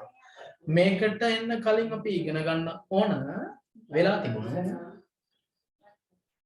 සිදස් සංග්‍රහෝඩිය ඊට පස්සේ අමිශ්‍ර සිංහල හෝඩිය, මිශ්‍ර සිංහල හෝඩිය, නූතන සිංහල හෝඩිය මේ දක්වා එන ඒ වර්ණ මාලාවන් ගැන ඔයාලට මම පැහැදිලි කරා ගිය සතියේ. අද මම කතා කරනවා පුතේ නූතන සිංහල අක්ෂර මාලාව. මේකේ ආශ්‍රයෙන් තමයි ඔයාලගේ විභාගයට අවශ්‍ය ප්‍රශ්න සැකසෙන්නේ. ඒ නිසා හොඳට අවබෝධයෙන් අහගන්න මේවාට අවශ්‍ය කරන ෂෝට් නෝට් හදන විදිහ පුතා මම කියලා දෙන්නම්. ෂෝට් නෝට් හදන විදිහ කියලා දෙන්නම්. චුට්ටක් අසනීපයි. ඒකයි නැත්තම් මම ඔබ බන්තෝ කියලා පොඩ්ඩක් පුරතල් කරලා ගන්නවා අද දැන් අමාරු ටිකක්. හරි. මම කිව්වා නූතන සිංහල අක්ෂරමාලාවේ අකුරු 60ක් තියෙනවා ස්වර 18යි ව්‍යංජන අකුරු 42ක් තියෙනවා කියලා. ව්‍යංජන අකුරු 42ක් තියෙනවා කියලා. මේකෙදී පුතා මෙන්න මේ නූතන සිංහල අක්ෂරමාලාවේදී ස්වර ගැනයි ව්‍යංජන ගැනයි අපි වෙන වෙනම කතා කරන්න ඕන. ස්වර ගැනයි ව්‍යංජන ගැනයි ව්‍යංජන අක්ෂර ගැනයි වෙන වෙනම කතා කරන්න ඕනේ. අපි ඉස්සෙල්ලා කතා කරමු ස්වර ගැන. ඊට පස්සේ ව්‍යංජන අක්ෂර. ඊට පස්සේ මේ වගේ කොහොමද එක එක ප්‍රභේද. ඔයා හොන්දට මතක තියාගන්න මේ පාඩමේ මේ අක්ෂරමාලාව කියන පාඩමේ පුතා ඔයාගේ විභාග පේපර් එකට අනිවාර්යෙන්ම ලකුණු 10ක් පමණ හම්බ වෙන පාඩමක් මේක. මේ පාඩමෙන් කෙටි සටහන් ලියන්නත් එනවා අවසාන ප්‍රශ්නේදී ව්‍යාකරණ පේපර් එකේ. ඒ වගේම ඉරිගහන බහුවර්ණ ප්‍රශ්න 20 මේකට අදාළව අහනවා පුතේ ප්‍රශ්න. ඒ නිසා මේක පාඩ වැදගත්ම පාඩමක්. වාට හම් වෙන දෙවෙනි පාඩමේ මේක වැදගත් පාඩමක්. ඔයා ඊට කලින් දැනගන්න නූතන සිංහල හොඩි මේ නූතන සිංහල අක්ෂරමාලාවේ තියෙන විශේෂතා ටිකක් තියෙනවා. විශේෂතා ටික. මේ ටික අවබෝධ කරගන්න මේ ටික. එකක් තමයි පුතේ සංවෘත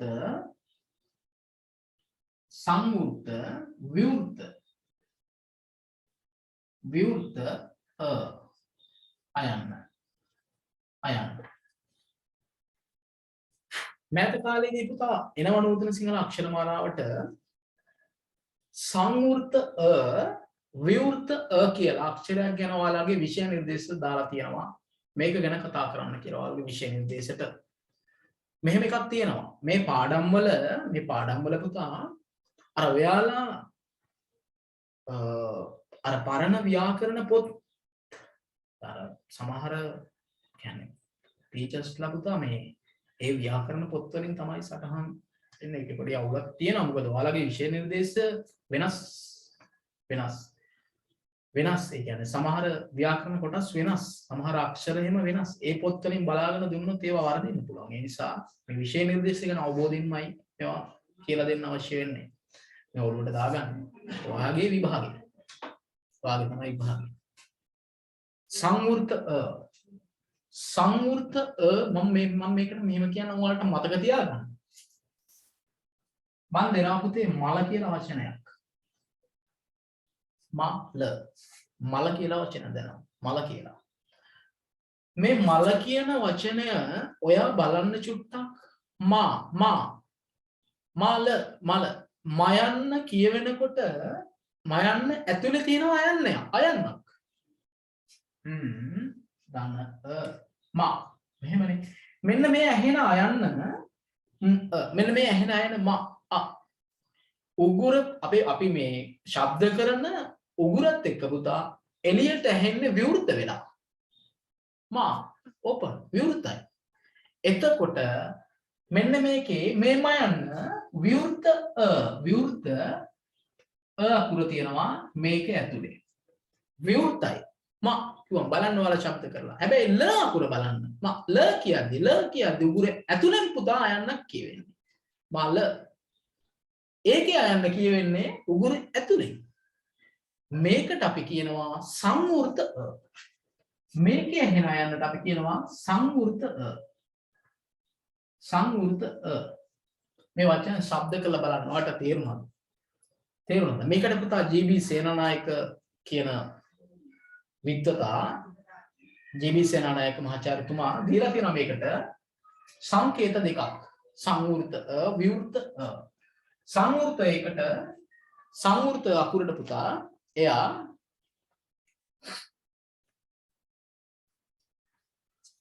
සංවෘත අකුරට එයා මෙහෙම සංකේතයකුත් විවෘත අකුරට එයා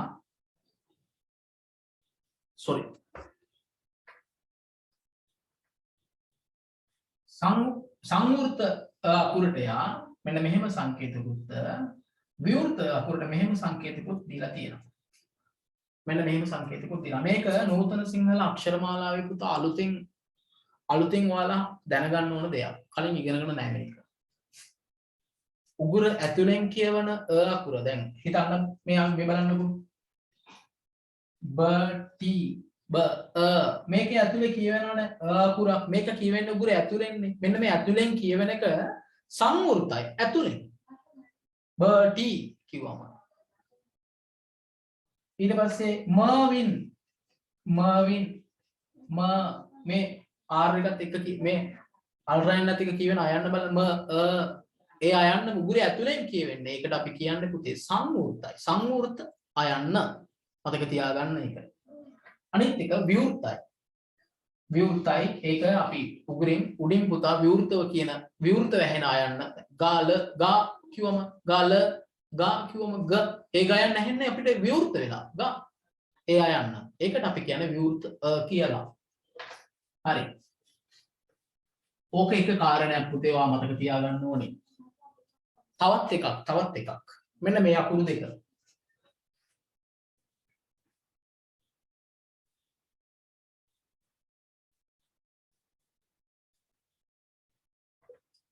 මෙන්න මේ ඉලු කියන අකුරු දෙක. ඉලු කියන අකුරු දෙක මේ අකුරු දෙක සිංහල වර්ණමාලා ඒ කියන්නේ මේ නූතන සිංහල අක්ෂරමාලාවට ඇතුළත් කිරීම ගැන පුතේ පොඩි කතාවක් තියෙනවා. ඒ කිව්වේ මෙන්න මේකෙදී මේ අකුරු දෙක පුතේ දැන් අපි වර්තමානයේ පාවිච්චි කරන්නේ නැහැනේ. එහෙනම් ඇයි මේක තියෙන්නේ? ඔයාලට හිතෙන්න පුළුවන් නේ. මේක පාවිච්චි කරන්නේ නැත්නම් ඇයි මේක තියන්නේ කියලා. මේක තියෙන්න හේතුව තමයි පුතේ මේක තියෙන්න හේතුව තමයි මේ අකුරු දෙක අතීතයේ ඒ කියන්නේ අපේ ඉස්සර සාහිත්‍ය පොත්වල මේකේ වචන තිබිලා තියෙනවා. මේ අකුරු දෙක පාවිච්චි කරපු වචන. ඒ නිසා පිළිගැනීමක් තියෙනවා.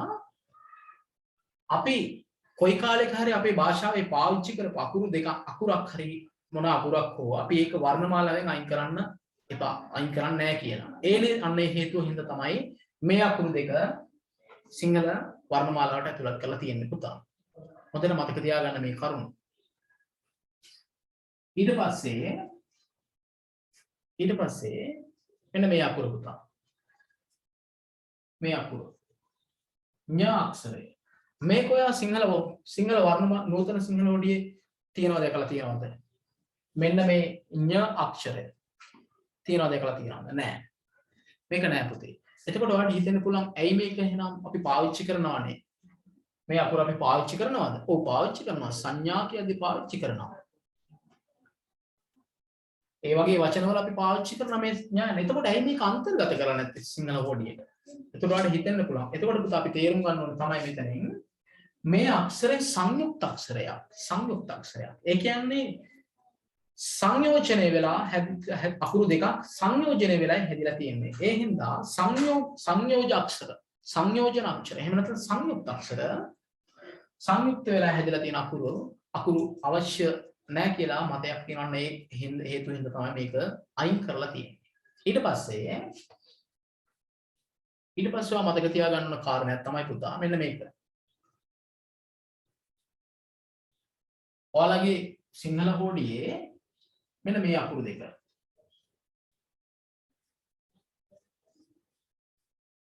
මෙන්න මේකට අපි කියන අනුස්වාරය, මේකට කියන අපි විසර්ගය නැත්නම් විසර්ජනීය කියලා කියනවා. මේ අනුස්වාරය විසර්ගය අකුරු දෙක ඔයා දැකලා ඇති.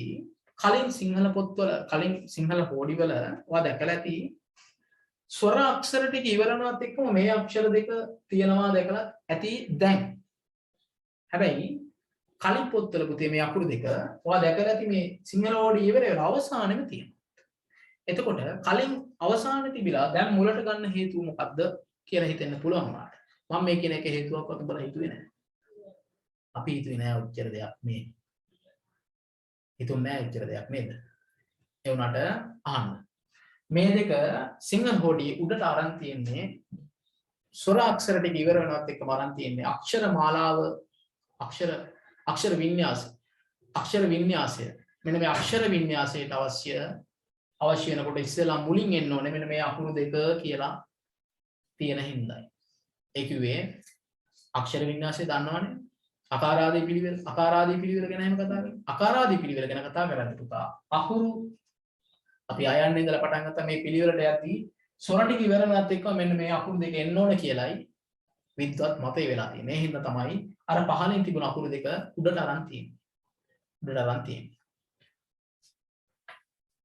ඊට පස්සේ ෆ අක්ෂරය මෙන්න මේක ෆ මේ අකුරත් පුතා නූතන සිංහල හොඩියේ පාවිච්චි කරනවා මේ පාවිච්චි කරන්නත් අපිට කොහෙන් හරි වචන ආවොත් ඒ වචනවල අපිට අනිවාර්යෙන්ම ඕන කියලා අකුරක් තිබුණොත් ඒ අකුර වර්ණමාලාවට ඇතුළත් කරගන්නවා ඒ හින්දා මේක ඇතුළත් කරගත්තා මේකේ වචන රාශියක් අපේ භාෂාවට ඇවිල්ලා තියෙනවා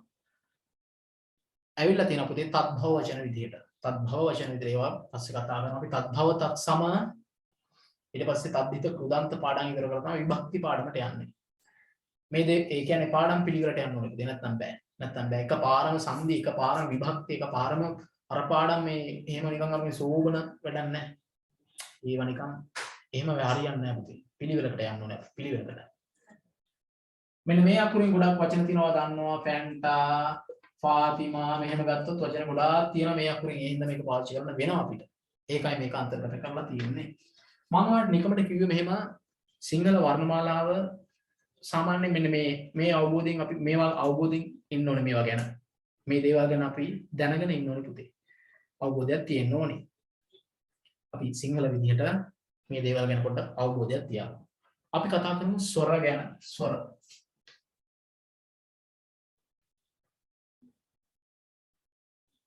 ස්වර 18යි තියෙන්නේ ස්වර 18යි තියෙන්නේ එතකොට මේ ස්වරවල තියෙන ලක්ෂණය තමයි පුතා අපි කියනවා මේවට ප්‍රාණාක්ෂර එහෙම නැත්නම් පණකුරු අපි කියනවා මේවට ප්‍රාණාක්ෂර නැත්නම් පණකුරු ප්‍රාණාක්ෂර පණකුරු කියලා කියන්නේ මෙන්න මේ ස්වර අකුරු ඉවහල් වෙනවා පුතේ තවත් අකුරු ශබ්ද වෙන්න. ඒ කිව්වේ තවත් අකුරු ශබ්ද වෙන්න කියන්නේ ව්‍යංජන අක්ෂර ශබ්ද කරන්න මෙන්න මේ ස්වරවල ආධාරය ඕනේ. එහෙනම් මේ වගේ ලොකු ප්‍රාණයක් තියෙනවා. තවත් අකුරක් තවත් ශබ්දයක් ඇති කරන්න පුළුවන් ප්‍රාණයක් තියෙනවා. අපි කියනවා පණකුරු ප්‍රාණාක්ෂර කියලා. පණකුරු ප්‍රාණාක්ෂර කියලා කියනවා මේවට. ඊට පස්සේ මේ පණකුරු ප්‍රාණාක්ෂර මේවා පුතේ තියෙනවා 18ක් මේක ප්‍රධාන විදියට මෙන්න මේ ස්වර ටික ප්‍රධාන විදියට මෙන්න මෙහෙම වෙනවා පුතේ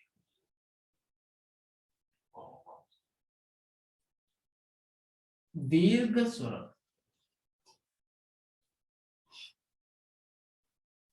හස්ව ස්වර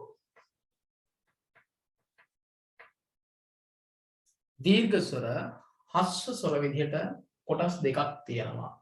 මෙතනදී දීර්ඝ ස්වර කියලා කියන්නේ දීර්ඝ ස්වර කියන්නේ ඇදෙන අකුරු. ඒ කියන්නේ මේවා ශබ්ද කරද්දී විශාල වායුවක් අවශ්‍ය වෙනවා. උච්චාරණය කරන්න මේ අකුරු. දීර්ඝ ස්වර ඇදෙනවා. අපි කියනවා මේවට ඇදෙන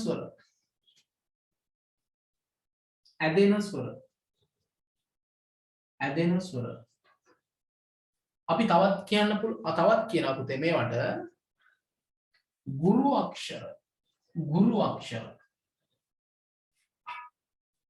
ගුරු අක්ෂර කියලා කියනවා මේ දීර්ඝ ස්වර වලට ඒ වගේම හස්ව ස්වර කියන්නේ නොවැදෙන ඒ කියන්නේ කෙටි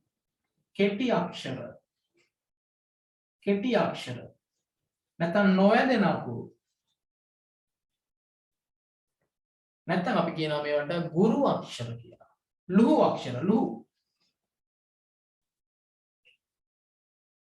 ලුහු අක්ෂර කියලා කියනවා. මතකයිද පුතා? අපි කියනවා ඇදෙන ස්වර නැත්නම් දීර්ඝ ස්වර ගුරු අක්ෂර කියලා කියනවා. මෙන්න මේ ඇදෙන අකුරු ටිකට මේ ස්වරවල. නොඇදෙන අකුරු ටිකට අපි කියනවා හස්ව ස්වර. එහෙම නැත්නම් කෙටි ස්වර. එහෙම නැත්නම් අපි කියනවා ලුහු අක්ෂර කියලා කියනවා. එතකොට මොනවාද හස්ව ස්වර? බලන්න පුතා. ඈ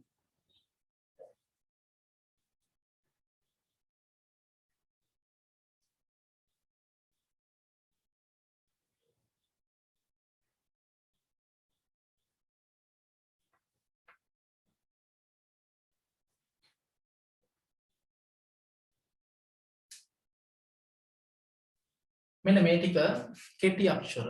නැත්තම් නොයදෙන අකුරු. නැත්තම් හස්ව ස්වර කියලා අපි කියනවා. ඇදෙන්නේ නැහැනේ. අ, ඈ, යි, උ, ඉරු, ඉලු, එ, ඕ ඇදෙන්නේ නැහැ. ඇදෙන ස්වර මේ ටිකේ අනිත් ස්වර ටිකට අපි කියනවා පුතා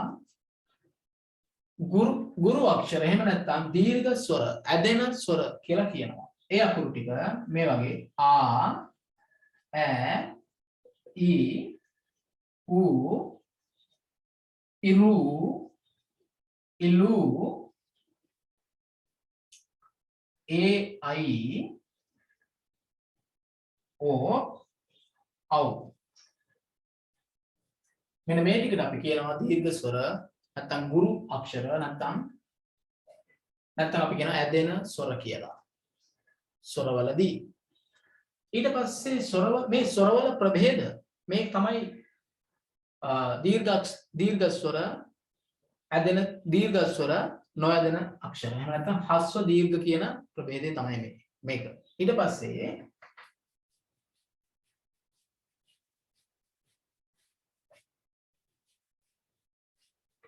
දැන් ඔයාලට මම මෙහෙම කියන්නම්. දැන් මේවා ගැන කතා කරද්දී මේවා මම දැන් මේ ලියන විදිහක් තියෙනවනේ. ලියන විදිහක්. මේ මෙහෙම ලියන විදිහක්. හස්ව ඒවට අදාළ අනිත් නම් ටික. ඊට පස්සේ අකුරු ටික. මේ දේවල්. මේ ක්‍රමය ඔයත් පුරුදු වෙන්න. දැන් පාඩම කරාම අද පාඩම කරාම ඔයා පොඩි හරි ෂෝට් නෝට් එකක් දාගන්න නේද? මම සටහනට අමතරව ඔයා ෂෝට් නෝට් එකක් දාගන්න අනිවාර්යෙන් දාගන්න. ඒක මම දානවා. ඒ දාගද්දී ඒ දාන එක ඔයා ගෙදර ඉඳලා පුතා අමතර වැඩක් විදිහට පුරුදු වෙන්න කරන්න. එහෙම නැත්නම් ඒත් බෑ. සර් බෑ අමතකයි. ඔබ දැන් කියනකොට ගෙදර පස්සේ වෙන ඔක්කොම අමතක අරගේ chat එක බැලුවමයි අනිත් වැඩ ටික බැලුවමයි මොනවත් මතක නැහැ. එහෙම එකක් තියෙනවා කමන්නේ. මේව කරන්නකෝ එහෙනම්. ඒකට මෙහෙම කරන්න. සටහන් දෙනවනේ දැන්. සටහන වලට හම්බ වෙනවනේ. හම්බ වුණාම අර මම මේකේ බෝඩ් එකේ ලියපු විදිහට ඔයා try කරන්න ලියන්න. කෝට් යෝගයේ මෙහෙමයි. මේවා තමයි කෝට් යෝගයේ විශේෂතා. මේවා තමයි ලියවුණු භක්තිකාව්‍ය. මේක තමයි ලියවුණු උපදේශන කාව්‍ය. මේක ලිව්වේ මෙයා ෂෝට් නෝට්. මේක හදන්න ඕන ඔයා. මේ වගේ පුතා ව්‍යාකරණ වල සටහන හම්බ වුණාම සටහන කියවලා ඉවර වෙලා ඔයා මේ විදිහට ඔයා කරන්න. ඔයා කරන්න වගේ පොතක් කරන් කටු පොතක් අරන් මේ වැඩේ ඔයා කරන්න. එතකොට ඔයාටම පුළුවන් වෙනවා පුතේ මේ වැඩේ කරන්න. ඔයාම ෂෝට් නෝට් එක ඔයාම හදාගන්න. හැම පාඩමකටම මම කියලා දෙන්නම් කොහොමද මේ වැඩේ කරන්න කියලා. හරි. ඊට පස්සේ තව ප්‍රභේදයක් ස්වරවල අපි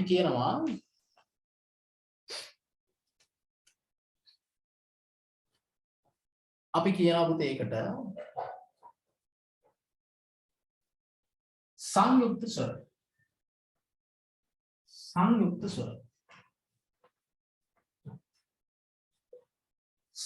ස්වර. සංයුක්තාක්ෂර කියලා තියෙනවා. ඒක නෙවෙයි මේ සංයුක්ත ස්වර. සංයුක්තයි කියන්නේ සංයෝජන. ඈදිලා එකට වෙලා. එකතු වෙලා. සංයෝජනේ වෙලා. ඒ හින්දා අපි කියනවා මේවට සංයුක්ත ස්වර කියලා. නැත්නම් සංයෝජනාක්ෂර කියලා කියන්න බෑ. සංයෝජන ස්වර කියලා කියන්න පුළුවන්. සංයෝජන ස්වර කියලා කියන්න පුළුවන්. අපි මේවට කියන්න පුළුවන් එහෙම. එතකොට පුතා සංයුක්ත ස්වර විදියට ගන්නේ මෙන්න මේ අකුරු දෙක.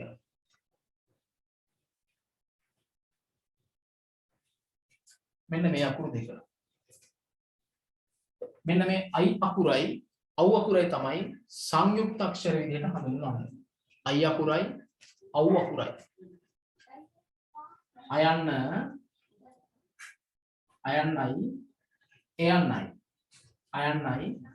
ඔයන්නයි එකතු වෙලා හැදෙනවා පුතා. මෙන්න මේ අකුරු දෙක. මේ අකුරු දෙක හැදෙනවා මෙහෙම. ඒ හින්දා මේවට අපි කියනවා අකුරු දෙක ස්වර දෙකක් සංයෝජනය වෙලා. ඒ නිසා සංයුක්ත ස්වර. එහෙම නැත්නම් සංයෝජන ස්වර කියලා කියනවා. ඊට පස්සේ තව ප්‍රභේදයක් තමයි පුතා සංධි ස්වර.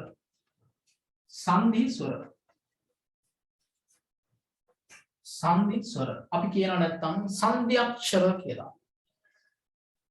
සංධ්‍යක්ෂර සංධ්‍යක්ෂර කියලා කියනවා මේවට. සංධි ස්වර සංධ්‍යක්ෂර කියලා කියනවා.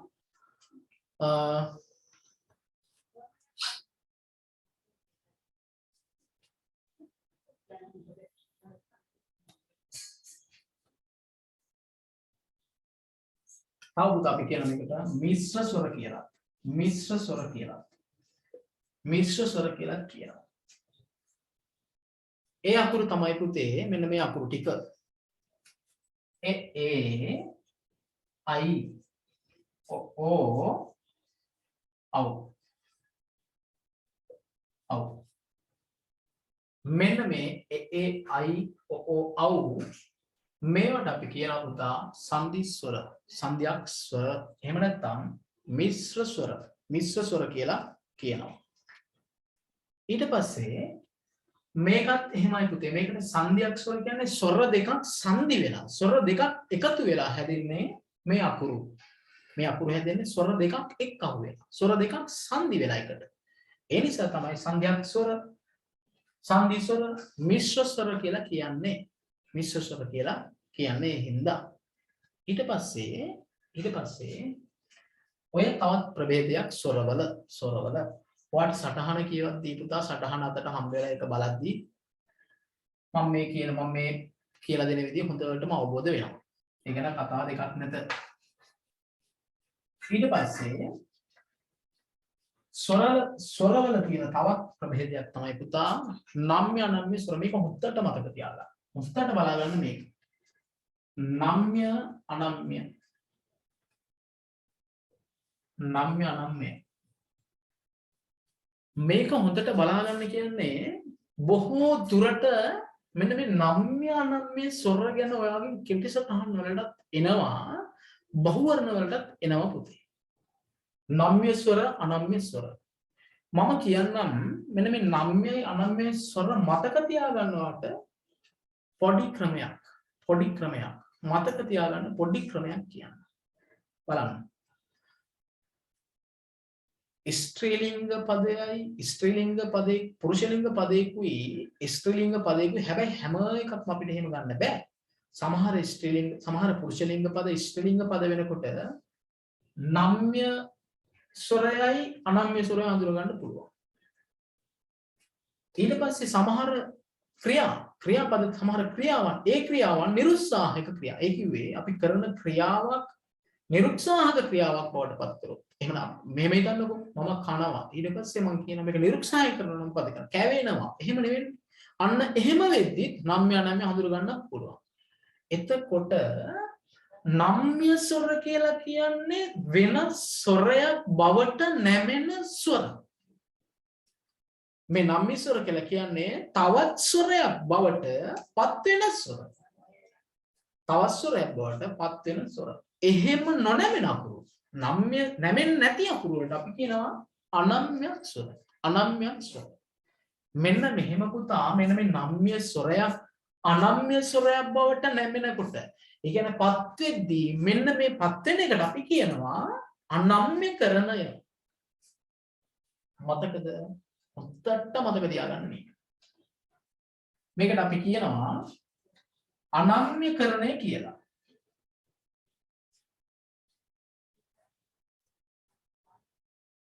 අනම්‍යකරණය කියලා කියනවා නම්‍ය ස්වරයක් අනම්‍ය ස්වරයක් බවට පත් වෙද්දී නැමෙනකොට. එතකොට මම කිව්වා නම්‍ය ස්වරයි අනම්‍ය ස්වරයි හඳුන ගන්න ක්‍රමයක්. ස්ත්‍රීලිංග පදයි පුරුෂලිංග පදයි ස්ත්‍රීලිංග පදයි. මම ඉස්සෙල්ලාම කියනවා පුතා මෙහෙම. මේ බලන්නකෝ. මේ දෙක බලන්න. බල්ලා මහල්ලා. මේ පුරුෂලිංග පදයක් නේ. පුරුෂලිංග පද දෙකක්. මේ දෙක ස්ත්‍රීලිංග වෙද්දී ඔය බලන්න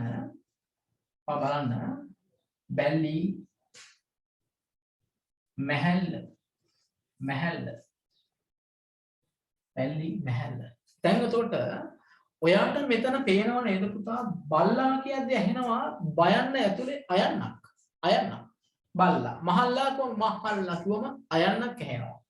එතකොට මේ අයන්න නම්‍ය ස්වරයක් නේ බල්ලකම බ අල් බයන්න ධන බ කියන බයන් අයන්න එහෙම මේක නම්‍යයි. එතකොට මේක අනම්‍ය වෙද්දී බැල්ලි මේක ඇහෙන්නේ මේ බෑන් ඇතුළ ඇහෙන්නේ පුතා අයන්න. මේක ඇතුළ ඇහෙනවා අයන්න. මේක ඇතුළ ඇහෙනවා අයන්න. එතකොට අයන්න අනම්‍ය වෙද්දී අයන්න වෙනවා. අයන්න වෙනවා. ඔන්න එක නම්‍ය ස්වරයක් අනම්‍ය වුණා. හරිද? උත්තර අවබෝධ කරගන්න මේ. එතකොට ඔයාලට අමතක වෙන්නේ නැහැ නම්‍ය ස්වර අනම්‍ය ස්වර කවදාකවත් අමතක වෙන්නේ නැහැ පුතේ. විභාගනේ කොතන හුවත් මේක මතක තියාගන්න. ඔය එකක්. ඊට පස්සේ මේක බලන්න. කුකුලා කිකිලි. මේ කුයන්න ඇතුළ ඇහෙන්න මොකක්ද? උයන්න. එතකොට මේක නම්‍ය ස්වරයක්. කුයන්න ඇතුළ උයන්න නැහැ. නැත්නම් අපි ගන්නවා කුකුස්සා. කුකුස්සා කියද්දි පුතා මේක ඇතුළ ඇහෙනවා උයන්න. එතකොට කිකිලි කියද්දී අපිට ඇහෙන්නේ මේ කියන්න ඇතුළේ ඊ අකුර. කුකුස් ඉකිසී කිව්වම ඇහෙන්නේ පුතා ඊ අකුර. එතකොට ඔයාලට මතක තියාගන්න පුළුවන් මේ පුරුෂ ලිංග පද ටික දැනගත්තා නම් කොහොමද මේකේ තියෙන නම්‍ය ස්වරය මොකද්ද අනම්‍ය ස්වරය මොකද්ද කියලා. තව එකක් ඊට පස්සේ නම්‍ය ස්වර තුනක් තියෙනවා පුතේ. තව එකක් තියෙනවා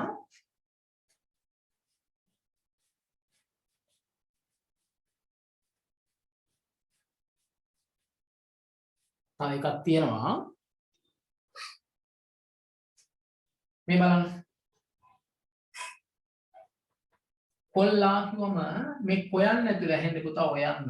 මේක නම්‍යයි. මේකේ කෙල්ල කිව්වම මේ කයන්න ඇතුළ ඇහෙන්නේ එයන්න. මේක අනම්‍යයි. ඔයන්නයි එයන්න. එතකොට නම්‍ය ස්වර ටික මතක තියාගන්න. අයන්න උයන්න ඔයන්න. අනම්‍ය ස්වර ටික ඇයන්න ඉයන්න එයන්න. ඔයාලට මේක පැහැදිලි වුණාද? මේක අනිවාර්යෙන් මට දැනගන්න ඕන පැහැදිලි වුණාද නැද්ද කියලා. පැහැදිලි වුණාද මේක කියන්න පුතේ? මැසේජ් එක දාලා කියන මේක තේරුණාද? මේ නම්‍ය අනම්‍ය ස්වර ටික හඳුනා ගන්න විදිහ තේරුණාද?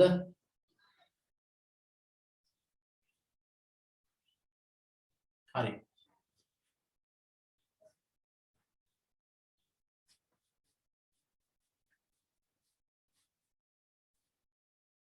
තව එකක් පුතා මම කියන්නම් මේක හඳුනා ගන්න තව ක්‍රමයක් එකක් මෙහෙම මතක තියාගන්න. ගයනවා කිව්වම මේක ඇතුලේ ගයන්න ඇතුලේ තියෙන අයන්න මේක එතකොට අර මං කිව්වේ නිරුත්සාහයකින් අපි උත්සාහයක් නැතුව කරනවා ගැයෙනවා. එතකොට ගැයෙනවා කියද්දී මේ ගැයන්න ඇතුලේ තියෙන පුතා මොකක්? අයන්න. මෙතන අයන්න තියෙනවා. මෙතන අයන්න තියෙනවා. ඊට පස්සේ දුවනවා බලන්න. දුවනවා කියම දුවන්න ඇතුලේ තියෙන පුතා උයන්න. එතකොට දුවනවා දිවෙනවා කියම තියෙන්නේ ඉයන්න. දිවෙනවා කියම තියෙන්නේ ඉයන්න. උයන්න එකත් හරි. ඊට පස්සේ තව එකක් ගන්න. සොයනවා කියද්දි මේ සොයන්න ඇතුලේ තියෙන්නේ ඔයන්න. එතකොට සෙවෙනවා කිව්වම මේක ඇතුලේ තියෙන්නේ එයන්න. එතකොට අ උ ඕ ඈ ඊ ඒ හරි නේද ඒ ක්‍රමෙත්. මේකත් තේරුණාද? ඔයාලට මේක අමතක වෙන්නේ නැති වෙන මතක තියාගන්න පුළුවන්ද ඊට පස්සේ? කියන්න පුතා මතක තියාගන්න පුළුවන්ද ඔයාලට? හරි නේද මේක? නම්‍ය අනම්‍ය ස්වර ප්‍රශ්නයක් නැහැනේ.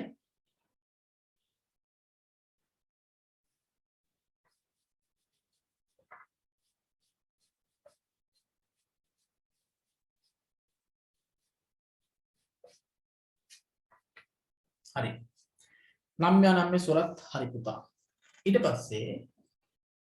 පස්සේ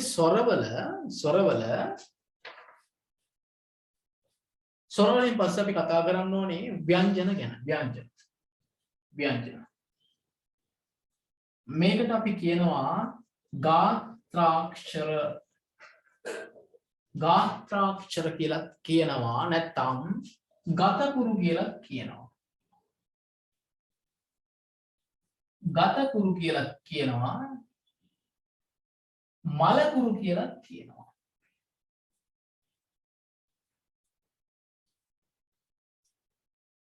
මලකුරු කියලා කියනවා. ව්‍යංජන වලට ගතකුරු, ගාත්‍රාක්ෂර, මලකුරු කියලා කියනවා. එහෙම කියන්නේ පුතා මේවාට මලකුරු කියලා කියන්නේ මේවා තියෙන්නේ තනියෙන් හල් කිරීමක්, හල් අක්ෂරයක් වගේ එක තියෙන්නේ. මේක ශබ්ද කරන්න නම් අන්න ස්වරවල ආධාරයක් ඕනේ. එහෙම තිබ්බොත් විතරයි මේක ශබ්ද කරන්න පුළුවන්. ඒ නිසා තමයි මේකට මලකුරු කියලා කියන්නේ. මලකුරු කියලා කියන්නේ ඒ නිසා. ඒ වගේම තමයි ගතකුරු, ගාත්‍රාක්ෂර කියන්නේ ශරීරයක් තියෙනවා. ශරීරයක් කියලා. එහෙම ශරීරයක් තියෙනවා කියලා කියන්නේ පුතා මේක මේ අකුරු තවත් අනිවාර්යෙන්ම තවත් ඒ කියන්නේ අර තනිව හිටගෙන ඉන්න විදිහක් නෑ. මේකට තවත් ආදායයක් අනිවාර්යෙන් ඕනේ. ගත විතරයි තියෙන්නේ මේකේ. ඒකයි ඒකට කියන්නේ අපි ගතකුරු, ගාතාක්ෂර නැත්නම් ව්‍යංජන, මලකුරු අකුරු කියලා කියන්නේ. මේකෙදී ඔයාලට හම්බෙන එක ප්‍රභේදයක් තමයි පුතා. මේකේ හම්බෙන එක ප්‍රභේදයක් තමයි මහ ප්‍රාණ, අල්ප ප්‍රාණ, මහ ප්‍රාණ, අල්ප ප්‍රාණ.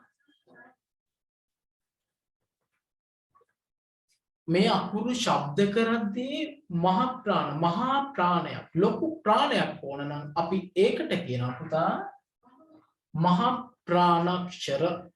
අල්ප ප්‍රාණයක්, පොඩි ප්‍රාණයක් ඕන නම් උච්චාරණය කරන්න අපි ඒකට කියනවා අල්ප ප්‍රාණ කියලා කියනවා.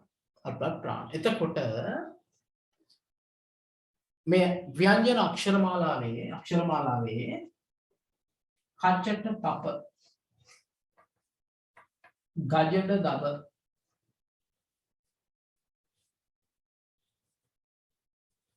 මෙන්න මේ අකුරු ටික පුතා අල්ප ප්‍රාණ. මේ වගේ මහ ප්‍රාණ අකුරු ටික ඒ කිව්වේ ක, ච, ත, ත, ප, ග, ජ, ඩ, මෙන්න මේ අකුරු ටික මහ ප්‍රාණ අකුරු. මේවා ශබ්ද කරන්න බෑ. ඒ කිව්වේ මේවා ශබ්ද කරන්න විශාල වායුවක් යනවා. ඒ නිසා අපි කියන්නේ වට මහා ප්‍රාණාක්ෂර කියලා. මහා ප්‍රාණාක්ෂර කියලා. ඊට පස්සේ ව්‍යංජනවලදී පුතා වර්ගාක්ෂර කියලා තව ප්‍රභේදයක් තියෙනවා.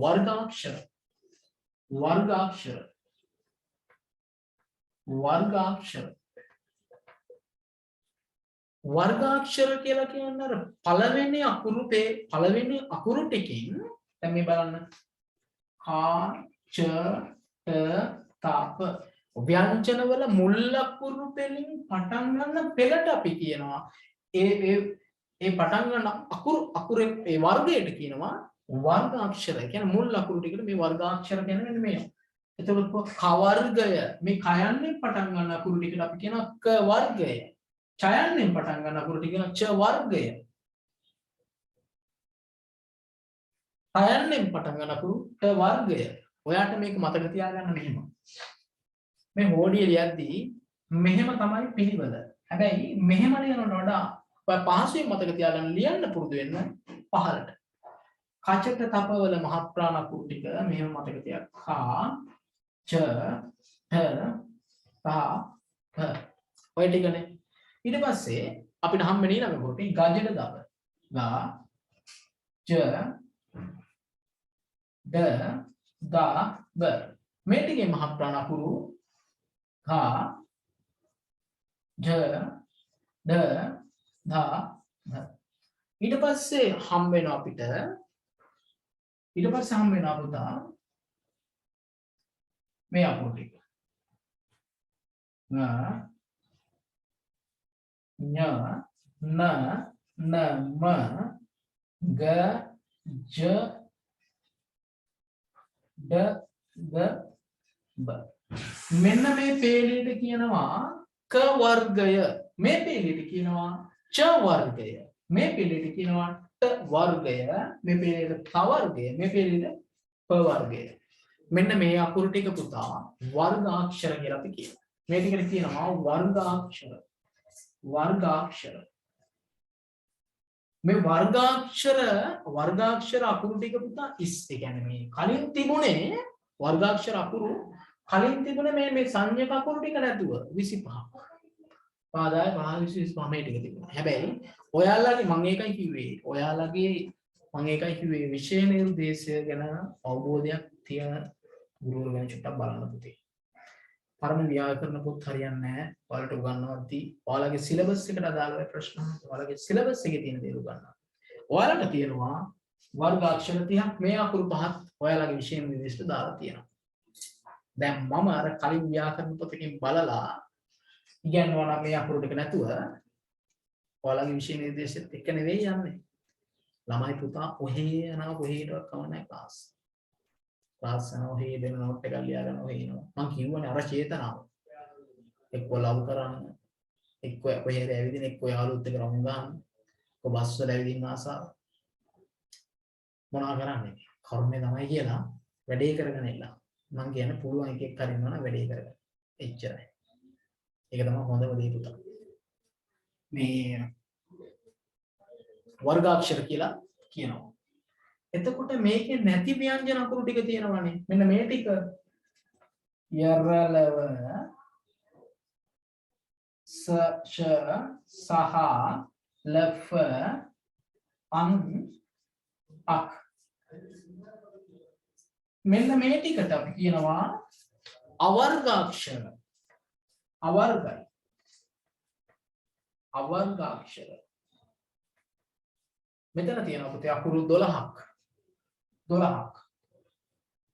තියෙනවා. මෙතන තියෙනවා අකුරු 30ක්.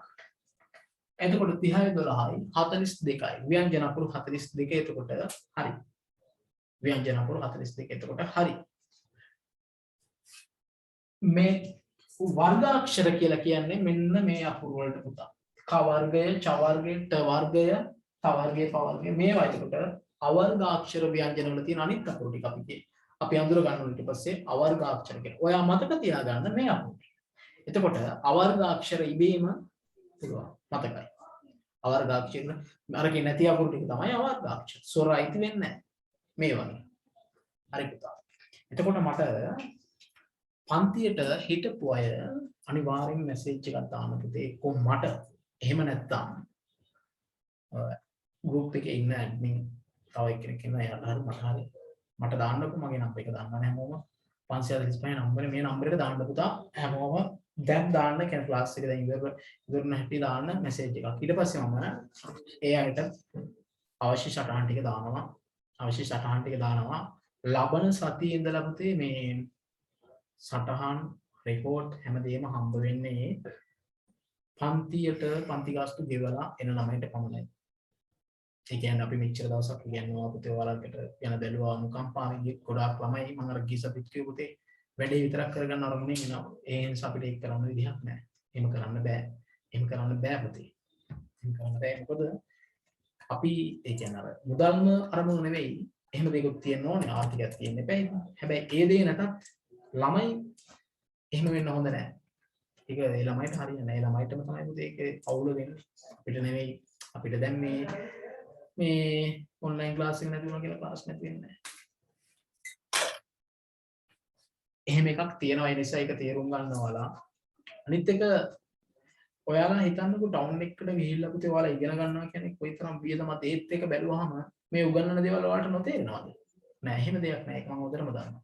ඔයාලට දැනනවා උගන්වන දේ තේරෙනවත් ඔයාලට උගන්වන දේ කියලා මම දන්නවා. ඉතින් ඒ නිසා ඔයාලා වැඩේ කරගන්න ඉතින් ඔයා ගුමනයි වැඩේ කරගන්න. අපි ටේප් එකක් දාලා තිබුණේ ඒ දිනෙට කලින් ඒ වෙට්ටි කරලා ලබන සත්‍යය එන්න ඊට පස්සේ මම අනිවාර්යෙන්ම මේ ආපු ළමයි ටික මට මෙසේජ් එක දාන්න අනිවාර්යෙන් සටහන් ටික මම දෙනවා ඊට පස්සේ හැබැයි ෂෙයා කරන්න නම් මොනවත් එපා පුතේ ලබන සතියේ ලින්ක් එක දෙන්නේ ක්ලාස් එකේ අපි අර විදිහට ජොයින් වෙන ළමයිට විතරයි ඒ ළමයිට විතරයි ලින්ක් එක දෙන්නේ ඒක තමයි පුතේ කියන්න තියෙන මොකද හිතන්න එපා ඉතින් එහෙම අපිට කරන්න බෑනේ එහෙම හැමදාම එහෙම එකක් තියෙනවා ඒ නිසා ඒවා තේරුම් ගන්න එහෙනම් පුතා හැමෝටම උත්සාහන අපි ලබන සතියේ හම්බෙමු ලබන සතියේ ඉඳන් පන්ති එන්න ඉතින් අර කරන්න නැති උතිරි මේ කරන්න දෙන්නේ නැහැ එහෙම එකක් තියෙනවා හරි එන්න හැමෝටම ආයිබෝවන් මේ හැමෝම එන්න පුතා හැමෝම ගමනින්න ඉතුරු ටික මේක කතා කරලා හිට අපි ඉඳන් ලබන සතියේ මේ පාඩම ඉවරයි සාහිත්‍ය පොඩම් පටන් ගන්නවා මේ පාඩම ඉවරයි මේ පාඩම ලබන ඉවර කරලා පටන් ගන්නවා ඔය පොඩි පාඩම් දෙකක් තියෙනවා ඔය පිල්ලම් ගැනයි ඊළඟට ඔය මේ අක්ෂර මේ අකාරාදී පිළිවෙලේ ගැන මම උගන්වන්නේ මොනවත් නැහැ සටහන් දෙකක් විතරයි දෙන්න ඔයාලට බලා ගන්න. අපි ඊළඟ පාඩමට යනවා. يعني අපිට වැදගත් පාඩම් තියෙනවනේ ඒ පාඩම් වලට යනවා. ඒ පාඩම් වලට මම මොකට හරි යන්නම් අවශ්‍ය පාඩමකට යනවා. එහෙනම් පුතේ මතක තියාගෙන ඉන්න හැමෝටම වෙන බුස්සන්නයි පරිස්සමෙන් ඉන්න පුතා.